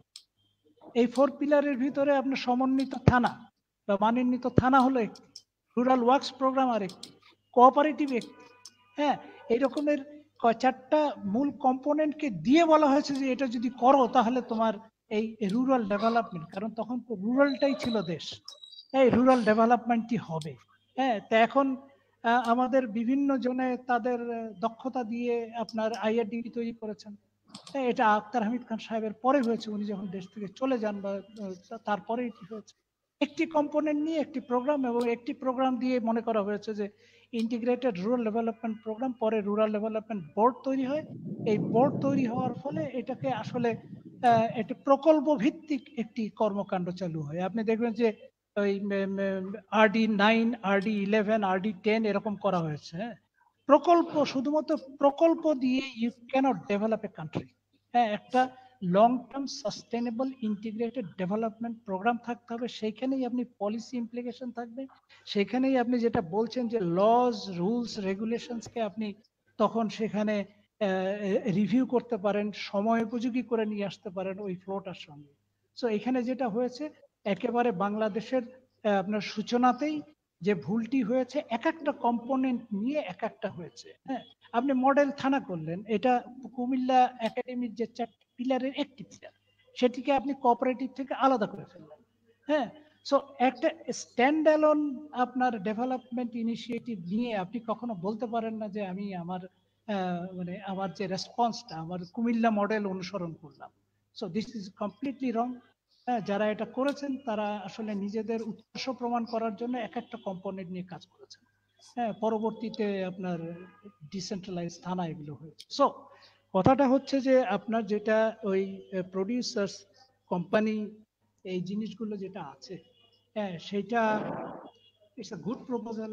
আইনের কিছু ফাঁক আছে, এখনকার যেটা আছে সেটা দিয়ে আপনি নিজেও দেখতে পাচ্ছেন যে আপনার এই কমিউনিটি এন্টারপ্রাইজকে একটা পর্যায় পর্যন্ত নেওয়া যায়, কিন্তু তারপরে আর নেওয়া যায় না।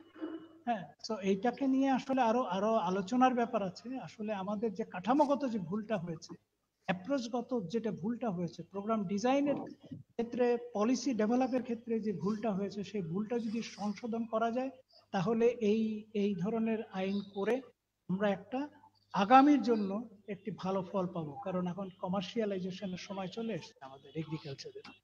হ্যাঁ, আর দাউদকান্দি মডেল, এই এই বিষয়গুলো এগুলো আসছে, আমার মনে হয় যে দাউদকান্দি মডেলকে আরেকটু ক্রিস্পি করতে হবে। সরি টু সে, আমি আপনার দাউদকান্দি মডেলের সঙ্গে মানে সরাসরি জড়িত না হলেও আপনি আমাকে বহুবার নিয়ে গেছেন, এই মডেল সম্পর্কে আমার একটা নিজস্ব দুর্বলতা তৈরি হয়েছে। আমি বলবো যে আপনার একটা একটা এটাকে আরো একটু মানে সহজভাবে আপনার কিভাবে এটাকে ইমপ্লিমেন্ট করা যাবে, যেটা হয়েছে আপনি দিদারের কথা এক সময় বলেছেন। আমরা যখন দিদার দেখেছি তখন আমি ইউনুস সাহেবকে জিজ্ঞাসা করেছিলাম যে মাইনাস ইউনুস দিদার সম্ভব কিনা। উনি একটা রাগ করেছিলেন সেই সময় আমার উপরে, বলছে আপনি বলেন কি, আমি এত কিছু করেছি, এই আছে, এই পর্যন্ত আমার ক্যাপিটাল আছে। আমি বলছি আপনি যা করেছেন it is because of you. আপনি কথা বললে এই সমবায় সমিতির আর কেউ কোনো কথা বলে না। দ্যাট মিনস এটা 1% শো। হ্যাঁ, এবং এটা তাই হয়েছে যখন দিদার থেকে ওনাকে সরিয়ে দেওয়া হলো তখন দিদার পড়ে গেল, আবার ওনাকে নিয়ে আসা হলো, বয়সের কারণে উনি আর পারলেন না। দিদার নাও বিকাম হিস্ট্রি। তো আমার কাছে যেটা হবে যে আপনাকে প্রসেস ডকুমেন্টেশনটা আপনার আপনার কোনো ব্যক্তিকে মাথায় না রেখে কি করে একটা একটা এই প্রসেস চলবে, সেই জায়গাতে আমার মনে হয় যে আমার একটা সুপারিশ থাকবে যে এইটা নিয়ে আরো একটু ফিল্ড লেভেলে একটা অ্যাকশন রিসার্চ যদি আপনি এটা এটা করতে পারেন, তাহলে পরে এতে আরো বেশি জোরালো ভাবে বলা যাবে যে এইটা হলো একটা আউটলাইন, এটাকে ফলো করে এটাকে টেইলর মেড বা কাস্টমাইজ করলে পরে বিভিন্ন জায়গাতে এটাকে অ্যাপ্লাই করা যাবে। হ্যাঁ, বাট এটা আমি যেভাবে করেছি এভাবে যে ফলো করতে হবে এমন কোনো কথা নাই। আপনি এটা বলছেন আমি জানি, বাট এটার একটা আমার মনে হয় যে আম, উম, একটা মানে আরেকটা ট্রায়াল দেয়া যেতেই পারে। হ্যাঁ, যেখান থেকে এটাকে আরো বেশি স্ট্রংলি একটা আর্গুমেন্ট বা একটা মডেল হিসেবে বের করে নিয়ে আসা যাবে। ধন্যবাদ জাহিদ ভাই। আরো চারটা যে বিষয়গুলো আছে, কমিউনিটি ভিত্তিক উদ্যোগ, বিশেষ করে অ্যাগ্রো ইকোনমিক জোন প্রতিষ্ঠা, এইটার ছাড়া কোনো বিকল্পই নাই। আপনি ডেল্টা প্ল্যানেও যান, যে হটস্পটের কথা বলেছে ডেল্টা প্ল্যানে, এই দেশটাকে যে কয়েকটা ভাগে ভাগ করেছে, হ্যাঁ, সেইখানেও আপনার এটা বলা আছে। জাহিদ ভাই এক সেকেন্ড। দর্শকবৃন্দ, আপনাদের সুবিধার জন্য বলছি যে আমি যে সুপারিশমালাগুলোর কথা বলেছিলাম এই পয়েন্টগুলো আমি চ্যাট বক্সে দিয়ে দিয়েছি। সুতরাং আপনারা যদি কারো রেফারেন্সের জন্য দরকার হয়, you can go to the chat box and it is there, just for your reference. হ্যাঁ, বলেন জাহিদ ভাই। তো এটা হলো যে আপনার ইকোলজিক্যাল ব্যালেন্স আনার জন্য এটা প্রয়োজন আছে। আপনি একটা জায়গাতে হয়তো আপনার ফল সবজি এটা হতে পারে, আরেকটা জায়গাতে শস্য উৎপাদনের জন্য আপনি রাখতে পারেন। বিভিন্ন জায়গায় আপনি যদি এটা ব্যালেন্স না করেন, আসলে আবারও সেই কুমিল্লাতে ফিরে যায়। ল্যান্ড ইউজ প্ল্যানিং বলে একসময় একটা খুব বড় ধরনের উদ্যোগ নেওয়া, হ্যাঁ, এই পুরো বাংলাদেশের কোথায় আপনার কতখানি অঞ্চল আপনার বনাঞ্চল থাকবে, কোন জমিতে কি হবে, সেই জমির ওটা প্ল্যানিং করা, লং টার্ম আপনার প্ল্যানিং, হ্যাঁ, ল্যান্ড ইউজ প্ল্যানিং যেটা করেছে সেইটা এক সময় খুব জোরে সোরে শুরু হয়েছিল। আমরা যেটা হয়, রবীন্দ্রনাথ যেটা বলেছেন যে আমরা শুরু করি আড়ম্বর করিয়া কিন্তু শেষ করি না। তো ঠিক সেইভাবে ওই আড়ম্বরের সাথে ওটা শুরু হয়েছিল, কিন্তু land use planning now it becomes a history. হ্যাঁ, এটা নাই বলেই এখন আমাদেরকে আবার দাবি তুলতে হচ্ছে যে আমাদের অঞ্চল ভিত্তিক বিশেষ কৃষি জোন তৈরি করার জন্য। আমার যদি 100টি আপনার এক্সপোর্ট প্রসেসিং জোন হয়, তাহলে 50টি কেন কৃষি প্রসেসিং জোন হবে না, স্পেসিফিক ইয়েতে জোনগুলো হবে না? এটির বিকল্প নাই। হ্যাঁ, দেরিতে করলে পরে আমরা সাফার করব। যত দ্রুত এটা হবে তত বেশি আপনার এটা এটা সহজ হবে। সারা দেশেই agriculture forward backward linkage, agriculture পুরো অ্যাক্টিভিটিজের ফরওয়ার্ড ব্যাকওয়ার্ড লিঙ্কেজ গুলো আমরা তৈরি করতে পারবো। আমরা আমরা এটার সঙ্গে আপনার আমরা যে সাপ্লাই চেইনে আমরা যেই ঝুঁকিগুলোর মধ্যে আছি বা যেখানে কমপ্লায়েন্সের জায়গাগুলোতে আমরা আছি, সেটা আরো স্ট্রং করা যাবে। আমাদের এক্সপোর্টকে বাড়ানো যাবে। হ্যাঁ, আমরা এখন যেটা করছি সেটি হলো যে আমরা মানে দেশীয় উৎপাদনের একটা লিমিট আছে, শুধু যদি এই সাবসিস্টেন্স ইকোনমি দিয়ে আমরা এগ্রিকালচার দিয়ে আমরা যাই। সো এই ধরেন কেন ভিয়েতনাম এভাবে এগিয়ে গেল, কেন ক্যাম্বোডিয়া ভিয়েতনামের সঙ্গে প্রায় তাল মিলিয়ে এগিয়ে যাচ্ছে, এই হিস্ট্রি গুলো আমাদেরকে বুঝতে হবে, এর গ্রোথ গুলো আমাদেরকে বুঝতে হবে, শুধু হিংসা করলে হবে না। হ্যাঁ, যে এত বড় যুদ্ধের পরও কেন কিভাবে ভিয়েতনাম সেকেন্ড লার্জেস্ট আপনার এগ্রিকালচার এক্সপোর্টিং, বিশেষ করে রাইস এক্সপোর্টিং কান্ট্রি হলো। হ্যাঁ, হোয়াটস দ্য ম্যাজিক? হ্যাঁ, এটা আসলেই ম্যাজিক না এটা এটা আসলে একটা ভেরি প্ল্যান্ড সিস্টেমেটিক ইন্টারভেনশন, হ্যাঁ, যেটা তারা করেছে। আমরা কেন করছি না বা পারলাম না বা করবো না? এই জায়গাগুলোতে আসলে এটা অ্যাকাউন্টেবিলিটির একটা জায়গা। শুধুমাত্র বললাম, পরিকল্পনা করে থাকলো, আমাদের এটাও দেখা উচিত যে সপ্তম পঞ্চবার্ষিক পরিকল্পনা পর্যন্ত যে কমিটমেন্ট এবং যে পরিকল্পনা এবং যে প্রকল্পগুলো নেওয়া হয়েছিল, হোয়াট হ্যাপেন টু দোজ, সেগুলোর লার্নিং এর উপর কি আমার অষ্টমটা হচ্ছে নাকি অষ্টমের সাথে সপ্তমের কোনো মিল নাই? হ্যাঁ, অথবা যে গ্যাপগুলো আছে, গ্যাপগুলো কি কারণে গ্যাপ তৈরি হয়েছে, হ্যাঁ, সেগুলোর একটা একেবারে থ্রেড বেয়ার ডিসকাশন হয়েছে এবং সেখান থেকে লার্নিং নিয়ে জাহিদ ভাই, আমরা যেহেতু খুব সংক্ষেপে তাদেরকে আমাদের এই সুপারিশগুলো দিব, আমরা ওই আলোচনা পরে যেতেই পারবো এটার অ্যানালাইসিসের জন্য, যে সপ্তম পরিকল্পনা বা অষ্টম পরিকল্পনার দুর্বলতাগুলো কোথায়। এখন আমাদের হাতে যেহেতু সময় কম, আমরা যেটা চেষ্টা করতেছি যে আমাদের সুপারিশটা এই নতুন এটাকে ইনক্লুড করা যায় যদি কোনোভাবে, তাহলে আমরা এই ফ্রেমওয়ার্কে থাকলে এটার একটা উন্নয়ন সম্ভব। আমি I am very much in favour of this. হ্যাঁ, আর হলো যে আপনার এই কৃষি বীমার কথা, মানে আপনি যদি দেখেন যে প্রতি বছরের বাজেট বক্তৃতা এটা আছে, আমার সৌভাগ্য হয়েছে অ্যাটলিস্ট গত দুটি বাজেট বক্তৃতার আগে এই যে কনসালটেশন গুলো হয়, এই কনসালটেশনে মূল বক্তা হিসাবে আমার বিষয়গুলো উপস্থাপন করার, এবং জনাব শামসুল আলম উনি ছিলেন আমার মানে এই মেইন ডিসকাসেন্ট হিসাবে আমার প্রেজেন্টেশনের উপরে।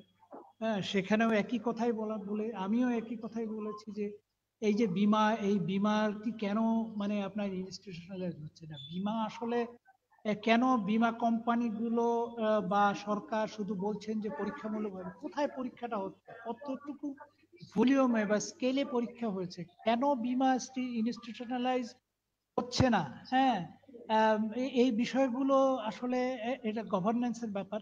হ্যাঁ, এগুলো নিয়ে বোধহয় আসলে কালেকটিভ ভয়েস রেজ করা দরকার। কৃষকের সেই প্ল্যাটফর্মটি নাই, প্ল্যাটফর্ম যদি তাদেরকে দেয়া যায়, হ্যাঁ, তাহলে পরে আপনার এইগুলো নিয়ে এগুলো আসলে বাস্তবায়ন করা সম্ভব, তা না হলে সম্ভব না। না হলে সুপারিশের জন্য সুপারিশ আমরা দিতেই পারি। হ্যাঁ, আমরা আগে সুপারিশগুলোকে ইনক্লুড করে এবং তারপরে আগামী 5 বছর ধরে এটা বাস্তবায়নের চেষ্টা করব ইনশাআল্লাহ আমরা। সেজন্য ষষ্ঠতে যেটা আছে, আমি শুধু টাচ করে যাই, আপনার ষষ্ঠতে যেটা আছে যে বাণিজ্যিক ব্যাংকগুলোকে অর্থায়ন করা, আপনি সর্বশেষটাই ধরেন যে প্রণোদনার কথা, প্রধানমন্ত্রী, মাননীয় প্রধানমন্ত্রী যে কোভিড-19 রেসপন্সে প্রণোদনার কথা বলেছে, আমি একেবারে সম্প্রতি যে তথ্য জানি সেটি হলো যে স্মল এবং মাইক্রো ইয়েতে যে প্রণোদনা দেয়া হয়েছে, সেই প্রণোদনার 30% রিলিজড হয়েছে, 70% এখনো রিলিজড হয় নাই।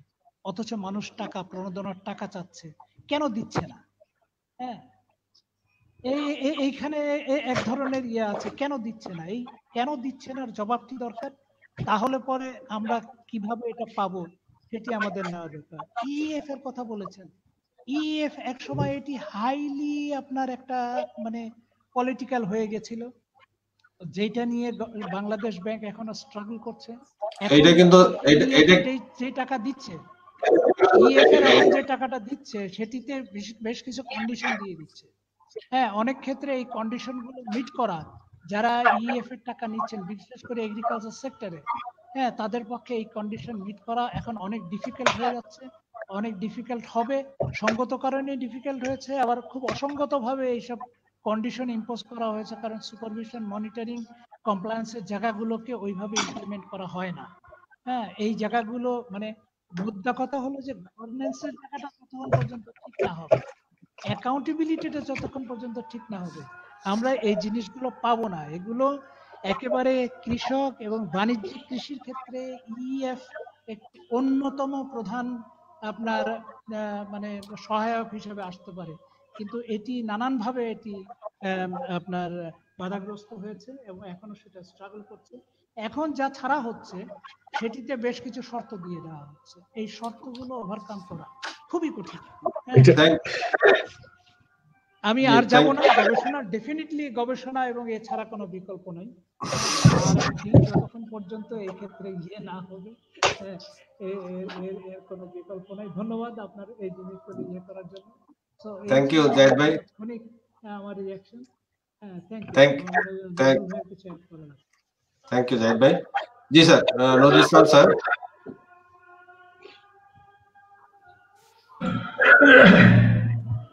জাহিদ ভাই যেটা বললেন আমি তার সাথে মানে একমত পোষণ করি, কিন্তু মানে শুরুতেই আমি যে সমস্যার কথা যেটা বলেছি সেটা হচ্ছে যে বাস্তবায়নের ব্যাপারে একটা হচ্ছে প্ল্যান্ড ইকোনমির একটা ব্যাপার, আর একটা হচ্ছে ফ্রি মার্কেট ইকোনমির একটা ব্যাপার আছে। আমরা যদি আমরা অ্যাগ্রো ইকোনমিক জোন তৈরি করলাম, কিন্তু অ্যাগ্রো ইকোনমিক জোন করে দিলাম because of the physical condition, কোথায় কোনটা হবে, যেটা আমাদের ডেল্টা প্ল্যানে কিন্তু ফিজিক্যাল ডিমার্কেশন গুলো করা আছে আর কি। সেইভাবে কিন্তু মানে গোটা বাংলাদেশকে জলবায়ু এবং ওয়াটার রিসোর্স, ন্যাচারাল রিসোর্স সেই হিসাবে কিন্তু ক্লাসিফাই করা, কোথায় কি করা যাবে, বিশেষ করে কোস্টাল এরিয়াতে how to protect the land resource, এরকম ন্যাচারাল রিসোর্স গুলো কি করে প্রোটেক্ট করা যায়, এবং within that bound how we can develop hour economy, গোটা ইকোনমি, সেইভাবে একটা দিক নির্দেশনা করা আর কি ডেল্টা প্ল্যানে। কিন্তু এখানে কতগুলো ব্যাপার আছে যেটা হচ্ছে মানে ইকোনমিক ফ্যাক্টর কিংবা সোশ্যাল ইকোনমিক ফ্যাক্টর গুলোকে still remaining to be assessed. এখানে অ্যাগ্রো ইকোলজিক্যাল জোন হতেই পারে, আমরা যদি আমাদের আপনার অবগতির জন্য জানাচ্ছি, আমরা ক্রপ জোনিং বা অ্যাগ্রো ইকোলজিক্যাল জোনিং এর কথা বলছি না। আমরা যেটা বলছি যে যেখানে যে বিষয়টি উৎপাদন হচ্ছে সেটাকে আরো বেশি ভ্যালু অ্যাডিশন বা আরো বেশি ইয়ে করার জন্য, উন্নয়নের জন্য যেটি দরকার, অনেকগুলো সাপোর্ট সিস্টেম সেখানে দরকার।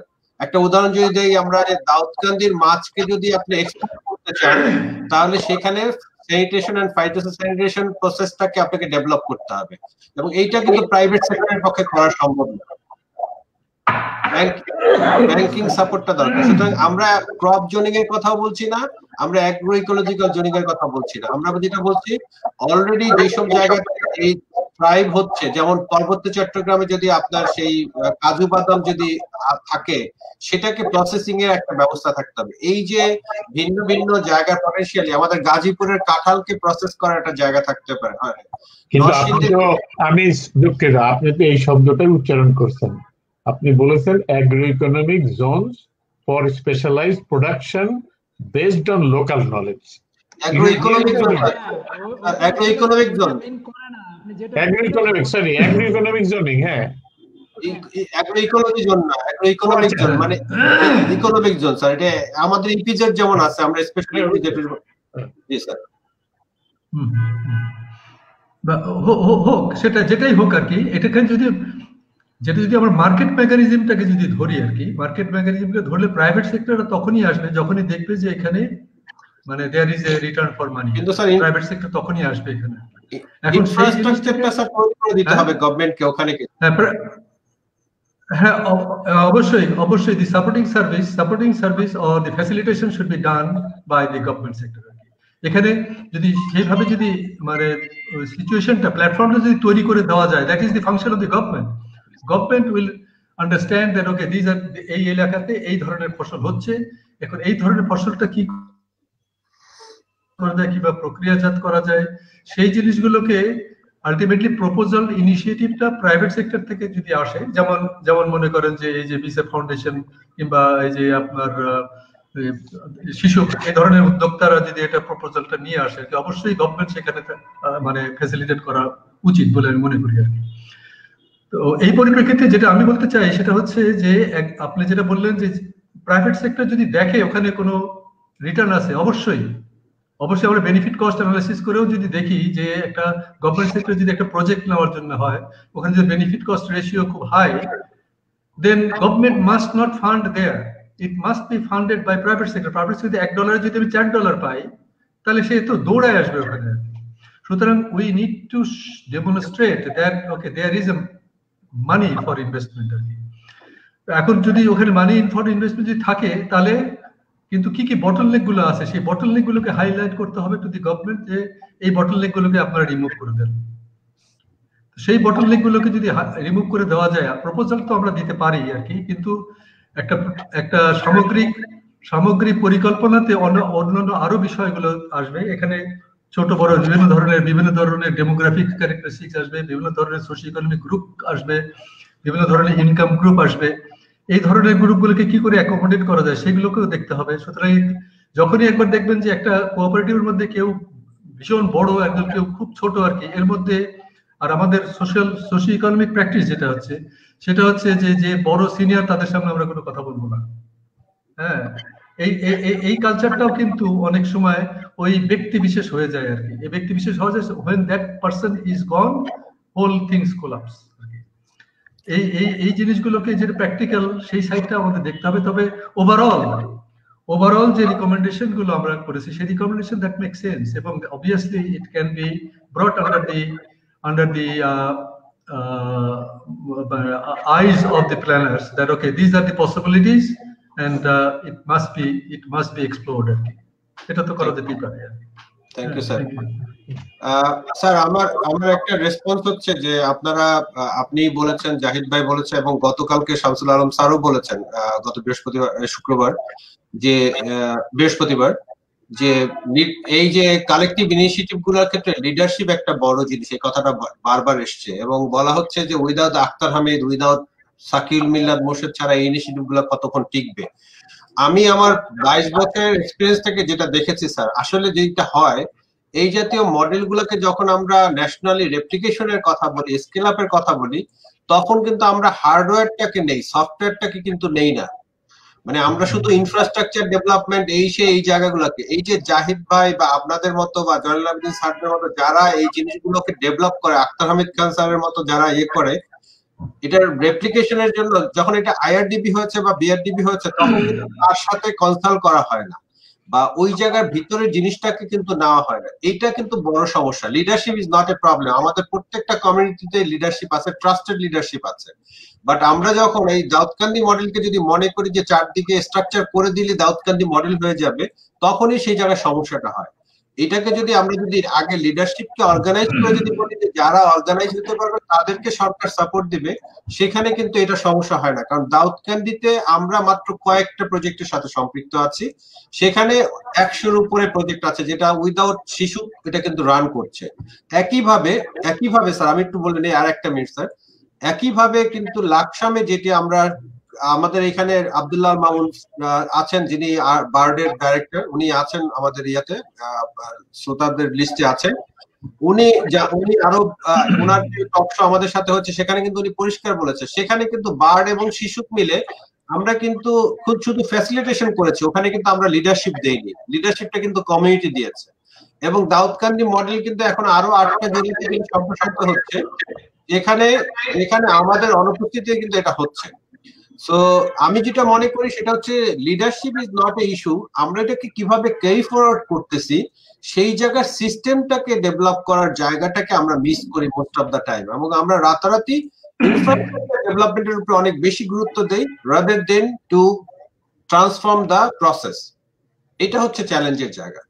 ধন্যবাদ স্যার, আপনি বলেন স্যার, কি বলবেন? হ্যাঁ, আমি ওইটা বলছি, এটা যদি ডিমান্ড ড্রিভেন হয় আর কি, যারা এটাকে মানে কি বলবো, এটাকে ইমপ্লিমেন্ট করবে কিংবা এটা এই মডেলটাকে যারা ব্যবহার করতে চায় তাদের থেকেই একটা চাহিদা আসতে হবে, এবং they have to organise then. কিন্তু এটা যদি ইম্পোজড হয়ে যায়, if it is imposed, they will not realise or will not take the ownership, তারা নিজেদের ওনারশিপ নেবে। যখনই ওনারশিপটা নেবে আর কি, কালেক্টিভলি ওনারশিপটা নেবে, এবং that ownership everybody will feel that okay, I am the owner, if I take any part in it, then obviously I will get benefit or I can contribute, তখনই এটাকে সাস্টেনেবল অথবা workable হবে আর কি। না হলে এটা মনে হবে যে ইম্পোজড আর কি। যেমন যখন এভরিবডি মানে দ্যাট ইজ হিজ ডিউটি, করুক বা না করুক, the benefit হোক বা না হোক, he is getting his salary and benefit. Okay, so he does not have any personal interest or initiative unless he is a benevolent অথবা যেটাকে বলবো যে personally sincere and honest and dedicated personality and doing some work. Okay, so it has to be demand driven, মানে locally যে এলাকায় তাদের মধ্যে collective একটা ইনিশিয়েটিভ নিয়ে যদি তারা they will create a demand that okay, we want this sort of facilities to be done by the public sector, then it can enhance our production or distribution or entrepreneurial ability. এবং vertical integration যেটা আমাদের team Zahid সাহেব বললেন, vertical integration কমার্শিয়ালাইজেশনের ব্যাপারে এটা vertical integration private sector তখন আসবে আর কি। কিন্তু যদি আপনার এই ভার্টিক্যাল ইন্টিগ্রেশনটা তখনই পসিবল হবে না if private sector do not find any benefit out of it. হ্যাঁ, এটা তো মানে কি বলবো, কস্ট এন্ড রিটার্নের ব্যাপার, হ্যাঁ, লস এন্ড প্রফিটের ব্যাপার এটা আছে। এখানে অবশ্যই এই ক্রেডিট যারা দিবে, ব্যাংকিং সেক্টরও তো তখনই এগিয়ে আসবে। ব্যাংকিং সেক্টর দেখবে যে আমি ইন্টারেস্ট দিব অথবা ক্রেডিট দিব, কিন্তু এই ক্রেডিটটা আমি আবার রিকভার করতে পারবো কিনা, কারণ banking they will look for the profit also. So all this, এবং এখানে গভর্নমেন্টের রোল হবে whether somebody is rent seeking too much or not. যদি টু মাচ রেন্ট সিকিং হয়ে যায় তখনই সেখানে ইন্টারভেনশন করবে আর কি, একটা গাইডলাইন দিয়ে দেওয়া হবে আর কি, গভর্নমেন্ট সেটা করবে। That is what government will put up the rules and regulations and guidance, okay, what the private sector will comply with, so that একটা সোশ্যাল কোহেরেন্স থাকে আর কি। Thank you sir. স্যার, দর্শক মন্ডলী, আমি আবারও আপনাদেরকে জানাচ্ছি যে আজকে আমরা আসলে আপনাদের কমেন্ট গুলোকে জাস্টিফাই করতে পারলাম না, আমরা করব ইনশাল্লাহ, সবগুলো বিষয়গুলোকে আমরা বিবেচনায় রাখবো। আজকে যেহেতু আমাদের হাতে সময় নেই, আমরা এই রিকমেন্ডেশন গুলোকে প্ল্যানিং কমিশনে আমরা ইমিডিয়েটলি আমরা দিতে চাই। আমরা এই প্রত্যেকটা বিষয় নিয়ে আসলে আরেকটা সেশন হতে পারে, আমরা সবগুলো সেশনে যাব। তবু আমি আমার কৃতজ্ঞতা জানাচ্ছি এখানে যারা আছেন, আপনাদের আজকের যারা কমেন্ট দিচ্ছেন, বিশেষ করে শেখ তানভীর হোসেন, যার কাছ থেকে আমি এই যে টার্কিশ ইন্স্যুরেন্স মডেলটি সম্পর্কে আমরা জানতে পেরেছি আমাদের একটা সেশনে, সেটাকে উনি ব্যাখ্যা করেছেন। আব্দুল্লাহ আল মামুন এখানে আছেন, বার্ডের ডাইরেক্টর এগ্রিকালচার এন্ড নিউট্রিশন, তিনি লাকসাম মডেল সম্পর্কে আরো ভালোভাবে উপস্থাপন করেছেন, যেখানে আমাদের প্লাবন ভূমিতে বর্ষাকালে মাছ চাষ এবং প্লাবনের পরে সেখানে সবাই একত্রিত হয়ে কালেকটিভলি কোনো রকম আইল না রেখে জমিতে সবাই আইল তুলে দিয়ে একসঙ্গে মেকানাইজড এগ্রিকালচার সেখানে তারা করছেন, সেটি একটা মডেল তৈরি করা হয়েছে সেখানে। আপনাদের কমেন্টের ভিত্তিতে আসলে এই বিষয়গুলোকে তৈরি হয়েছে। আমরা ভবিষ্যতে কোনো সময় আপনাদের ওই জায়গাগুলোতে যাব। আমি আমাদের সম্মানিত ডক্টর জয়নুল আবেদিন স্যারের কাছে যাওয়ার আগে একটা ছোট্ট কমেন্ট করে যাচ্ছি, সেটি হচ্ছে নজরুল ইসলাম স্যারের যে জায়গাটি আছে যে ইকোনমিক জোনের ব্যাপারে একটা উদাহরণ আমি দেই। দাউদকান্দিতে এখন প্রায় 800 কোটি টাকার মাছ হয়। এখানে প্রাইভেট সেক্টর কিন্তু আসবে হচ্ছে ফিশ প্রসেসিং এর ক্ষেত্রে, ভ্যালু এডিশনের ক্ষেত্রে, এগুলোতে আসবে। কিন্তু আমাদের যেটি দরকার সেটি হচ্ছে পুরো দাউদকান্দিতে একটা সুয়ারেজ সিস্টেম দরকার, ফাইটোস্যানিটেশনটাকে কন্ট্রোল করার জন্য। আমাদের এই যে বায়োলজিক্যাল বায়োসেফটির জন্য আমাদের এই মাছের আমাদের একটা সুয়ারেজ সিস্টেম দরকার। আদারওয়াইজ যেটা হয় যে প্লাবনের সময় বন্যার পানিতে অনেক খোলা পায়খানার সাথে কিন্তু আমাদের প্লাবন ভূমির পানিগুলো মিলে যাচ্ছে, এটা কিন্তু প্রাইভেট সেক্টর করবে না। এই ইনফ্রাস্ট্রাকচারটা আমরা চাচ্ছি গভর্নমেন্টের কাছ থেকে, যেরকম একটা ইনফ্রাস্ট্রাকচার যদি হয় তাহলে দাউদকান্দির মাছ কিন্তু 100% বিদেশে রপ্তানি হয়ে যাবে। আমরা চাই না যে এটা পুরো রপ্তানি হোক, আমাদের দেশের মানুষই খাক, কিন্তু আমি বলছি তখন রপ্তানিযোগ্য স্ট্যান্ডার্ডে আমরা পৌঁছাতে পারবো। এই জায়গাগুলোতে আমাদের অ্যাগ্রো ইকোনমিক জোন দরকার হচ্ছে, যে গভর্নমেন্টের এই ইনফ্রাস্ট্রাকচার গুলো তৈরি করে দিলে প্রাইভেট সেক্টর বা আমাদের কমিউনিটি ইনিশিয়েটিভের মাধ্যমে হয়তো অনেক কিছুকে আমরা উন্নত করতে পারবো। আমি ডক্টর জয়নুল আবেদিন স্যারের দৃষ্টি আকর্ষণ করছি যে স্যার যদি আমাদের এই সুপারিশগুলো সম্পর্কে মন্তব্য করেন। আমার মন্তব্য, প্রথম কথা হলো যে আমাদের মূল প্রশ্ন যে আমরা নিরাপদ খাদ্য উৎপাদন ও বিপণনের সামষ্টিক উদ্যোগটা আমরা অষ্টম পঞ্চবার্ষিকী পরিকল্পনাতে আমরা প্রস্তাব করব কিনা, যে যাতে এটাও অন্তর্ভুক্ত। আমার মনে হয় এখানে কোনো দ্বিমত আমাদের কাছে নাই। মানে এটা আমরা অবশ্যই আমরা এটা আমাদের যে মাননীয় সিনিয়র সচিব মেম্বার উনি আমাদেরকে অনুরোধ করেছেন একটু লিখে দিতে, তো আমরা সেখানে লিখে দেব। কিন্তু আমাদের যে জিনিসটা নিজেদের ভিতরেই পরিষ্কার থাকা দরকার যে আমরা যেগুলো আজকে এই আলোচনায় যত কিছু প্রশ্ন উঠছে সেগুলোর সবকিছুর জবাব আমরা আছে কিনা আমাদের কাছে। একটা জিনিস যেটা আমি বুঝি যে আমরা আউটপুট চাইতেছি, যে আমরা নিরাপদ খাদ্য উৎপাদনের সামষ্টিক উদ্যোগ, এটা হলো গিয়ে মানে একটা আমরা আউটপুট চাইতেছি, কিন্তু এর জন্য ইনপুটটা কি সেই জায়গাটাও আসলে পরিকল্পনা কমিশন যদি আমাদেরকে জিজ্ঞাসা করেন কি করতে হবে বলেন, সেই জায়গাটা পরিষ্কার করা দরকার যে আমাদের এটা প্রথম কথা হলো কেন বলতেছি এবং এটার জন্য কি করতে হবে, এই যখনই কি করতে হবে তখনই প্রশ্ন উঠবে যে যেটা আমাদের মাননীয় সচিব মেম্বার প্ল্যানিং কমিশন যেটা তুলেছেন যে নেতৃত্ব, এই জায়গাটায় আসলে মানে পরিষ্কার হওয়া দরকার যে কে এটা নেতৃত্ব দেবে। এটা কি আবার আইআরডিবির মতো হয়ে যাবে কিনা, এটা আবার বিআরডিবির মতো হয়ে যাবে কিনা, না কিভাবে। কোঅপারেটিভের কিন্তু অভাব নাই, সামষ্টিক উদ্যোগ নানান ভাবে আছে বাংলাদেশে। আপনার যে দাউদকান্দি মডেল, লাকসাম মডেল, আরাক মডেল নানানটা আছেই, কিন্তু এই সমবায়ের অভাব নাই বাংলাদেশে। কিন্তু সেখান থেকে আমরা তার সবকিছুর পরিপ্রেক্ষিতে আমরা এখন এসে বলতেছি যে দাউদকান্দি মডেলের ভিত্তিতে বলতেছি কমিউনিটি ভিত্তিক। এটা তফাৎটা কি আছে, এইটা আমাদের ওনাদেরকে বুঝাইতে হবে ভালো করে। আমরা যতই বুঝি না কেন, ওনাদেরকে যতক্ষণ না বুঝবো ততক্ষণ পর্যন্ত হয়তো আমরা লিখে দিলেও ওনারা বাদ দিয়ে দিতে পারেন, কারণ এটার ইমপ্লিমেন্টেশন কিভাবে হবে। এই যে প্রশ্নটা উনি তুলেছেন সেই প্রশ্নটার জবাব আমাদেরকে দিতে হবে। লিডারশিপটা কোথা থেকে আসবে, ইমপ্লিমেন্টেশনের দায়িত্বটা কে নিবে, এবং ইভেন্চুয়ালি যে আউটপুটটা আমরা এক্সপেক্ট করতেছি সেই আউটপুটটা এবং তার ইম্প্যাক্টটা কি হবে, সেই জিনিসগুলোর সম্বন্ধে পরিষ্কার ধারণা দিতে হবে আমাদেরকে। আমাদের স্যার আমি জাস্ট একটু জিজ্ঞেস করি স্যার আপনার কাছ থেকে, যে আমি যেটা বলেছি যে আমাদের যেমন বার্ড, আরডিএ, বাপার্ড এবং কৃষি গবেষণা foundation can take lead of this adaptive research, এটা কি ঠিক হবে? এটা কি যথেষ্ট না? 10 জনের লিডারশিপ তো নয়, আপনি একজনকে বলতে হবে যে ইমপ্লিমেন্টেশন কি করে হবে। অন্যরা সাথে থাকবে, কেউ একা করতে পারবে না, সবাই সাথে নিয়েই করতে হবে, কিন্তু somebody must provide the leadership মানে এটা আমাদেরকে বলতে হবে। কিন্তু যাই হোক, এটা আমরা আলাদা করে আলাপ করতে পারি। আমি এখানে একটু সাপ্লিমেন্ট করতে চাচ্ছি। এখানে যে এটা কেজিএফ এবং বার্ড এবং বগুড়া একাডেমিকের কথা যেটা করা হয়েছে, এটা কিন্তু একটা কতগুলো মানে একেবারে একটা নির্দিষ্ট কিছু কিন্তু ট্যাবলেট দিয়ে দেওয়া যাবে না। এটা কিন্তু সাবজেক্ট রিসার্চের মাধ্যমে একটা মডেল ইভলভ হয়ে আসছে। যে কেজিএফ অথবা বার্ড এটা রিসার্চ অর্গানাইজেশন, আসলে এরা গবেষণা করতে পারে। এইগুলোর গবেষণার দায়িত্ব, আমরা কি এখনো তাহলে কি গবেষণার পর্যায়ে আছি নাকি আমরা ইমপ্লিমেন্টেশনের পর্যায়ে আছে, কোন জায়গাতে আছে?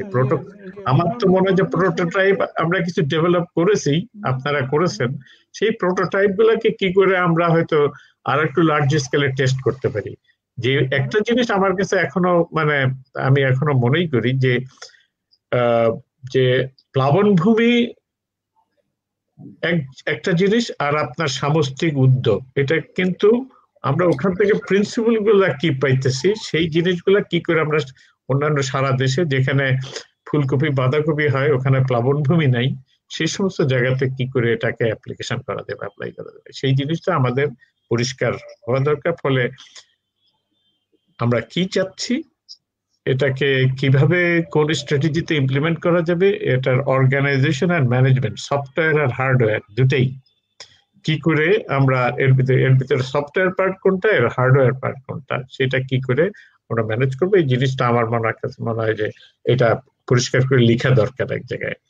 আপনি যে সমস্ত সুপারিশ গুলো দিচ্ছেন, এই সুপারিশ গুলোর সাথে এই সমস্ত ইমপ্লিমেন্টেশন প্রসিডিওরটাও আসলে ওখানে ওখানে প্রয়োজন দেখা।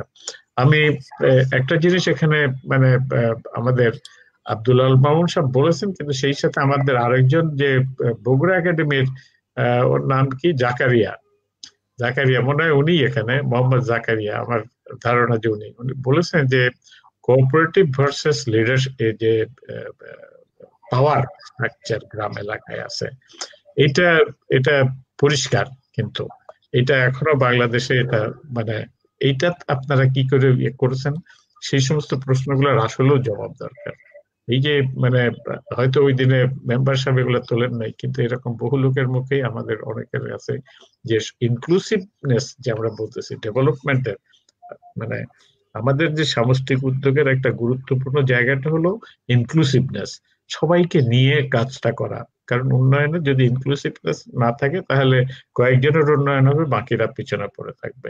এই জায়গাটা যে পাওয়ার, রুরাল পাওয়ার স্ট্রাকচারটা আছে, তার সঙ্গে আমরা কি করে রিজলভ করতেছি আমাদের এই সামষ্টিক যে উদ্যোগের কথাটা, এই যে এটা কি করা হবে সেই জিনিসটা পরিষ্কার থাকা দরকার। ফলে আপনার নজরুল ইসলাম সাহেব যেটা বলেছেন যে আমাদের আসলে এক জায়গায় লিখিত থাকা দরকার পরিষ্কার ভাবে। আপনার যে আমাদের যে সমস্ত আলোচনা হয়েছে তার ভিত্তিতে যে সুপারিশগুলো করেছেন সবগুলোই কারেক্ট আছে, কিন্তু এখানে বাকি জায়গা যেগুলো আছে সেগুলো আমার কাছে মনে পরিষ্কার হওয়া দরকার।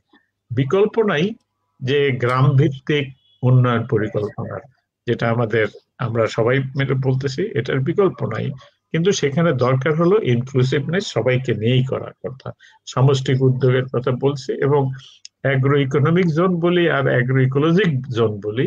অ্যাগ্রো ইকোলজিক্যাল জোনিং এর মধ্যেও কিন্তু ইকোনমির কথাটা বিবেচনায় আনা হচ্ছে। তো আবার ইকোনমিক জোন করতে গেলেও ইকোলজিক্যাল জোনের কথা বাদ দিয়ে হবে না। এটা দুইটার ভিতরে আসলে ওতপ্রোতভাবে জড়িত রয়ে গেছে। আমরা যে শব্দই ব্যবহার করি না কেন সেটা করতে হবে, কিন্তু আমাদের এই জিনিসগুলো পরিষ্কার করে আসলে একটু এক্সপ্লেন করা দরকার, যাতে করে আমরা যেটা দেব, যদি কালকে উনি আমাকে জিজ্ঞাসা করেন যে জয়নুল ভাই এটা কেমনে করে ইমপ্লিমেন্টেশন হবে, তার জবাবটা যেন আমরা দিতে পারি। এটার জন্য আমি অনেক সময় চলে গেল, যে আমি আরেকবার শুধু সামারি করতে চাই যে আমাদের হার্ডওয়্যার আর সফটওয়্যার যে আপনি বলেছেন, এর জিনিসটা কোনটা হার্ডওয়্যার পার্ট, অর্গানাইজেশন এবং সফটওয়্যার ম্যানেজমেন্ট পার্টটা, এই জিনিসগুলো পরিষ্কার করে স্টেপ বাই স্টেপ বলে দেওয়া, এবং আমরা আউটপুটটা যাবে, এর লিডারশিপটা কি করে হবে। ব্যক্তি নয়, এখানে লিডারশিপ বলতে আমি মনে করি যে কিভাবে রাষ্ট্র এটাকে ইমপ্লিমেন্ট করতে যাবে, নিজে করবে না হয়তোবা, কিন্তু কাকে নিয়ে করবে, অন্যকে নিয়ে করতে গেলে কি করে করতে হবে, তার প্রিন্সিপালটা কি হবে, সেই জিনিসগুলোকে আমাদের জন্য। তবে একটা কথা, সুপারিশের জন্য যেন সুপারিশ না করি, সুপারিশটা বাস্তবায়ন যোগ্য হতে হবে, সেটা যেন আমরা খেয়াল করি। এটাই হলো আমার মত। শেষ কথা হলো যে ডিমান্ডটা আমরা আজকে আইআরডিবি বিআরডিবি ফেল করার আমার কাছে মনে হয় একটা জায়গাটা হলো যে আমরা ওই যে আপনি সফটওয়্যার বলছেন, মানুষ তৈরি করি নাই। নজরুল ইসলাম সাহেবের কথায় যে আমরা ডিমান্ড তৈরি করতেছি না, ডিমান্ড ড্রিভেন হওয়া দরকার। কিন্তু ডিমান্ডটা তো আমার ডিমান্ড, কিন্তু আমি যদি আমার গাছদার বিলের মধ্যে থাকি, আমার কাছে তো মার্সিডিজ গাড়ির যে কি ভূমিকা আছে ওটা তো আমি বুঝতে পারতেছি না। ফলে আমাকে এডুকেট করার দরকার আছে। এডুকেট করলেই না আমার ভিতরে ডিমান্ডটা চলতে পারে।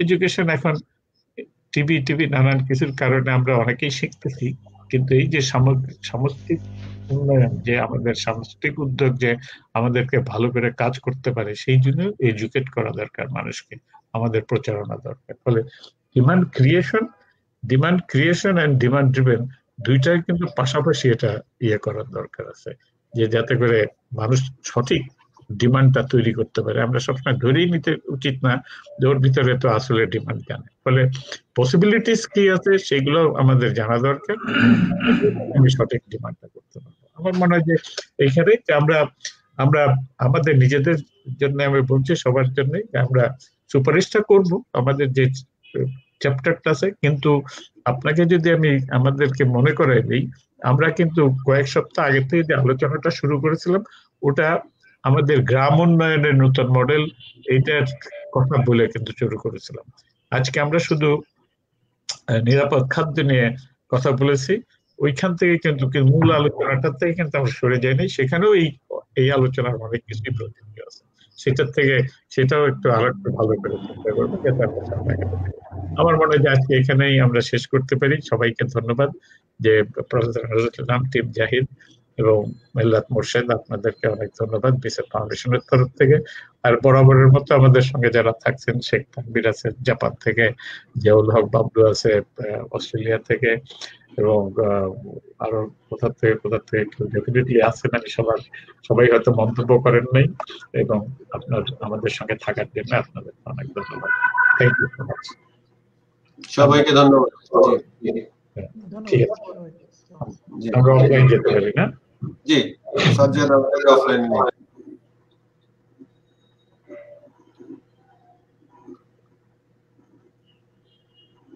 দর্শক মন্ডলী, আমরা এটা নিয়ে আরো বিস্তারিত আলোচনা করবো ভবিষ্যৎ। সাজ্জাদ আমাদেরকে অফলাইনে নিয়ে যান।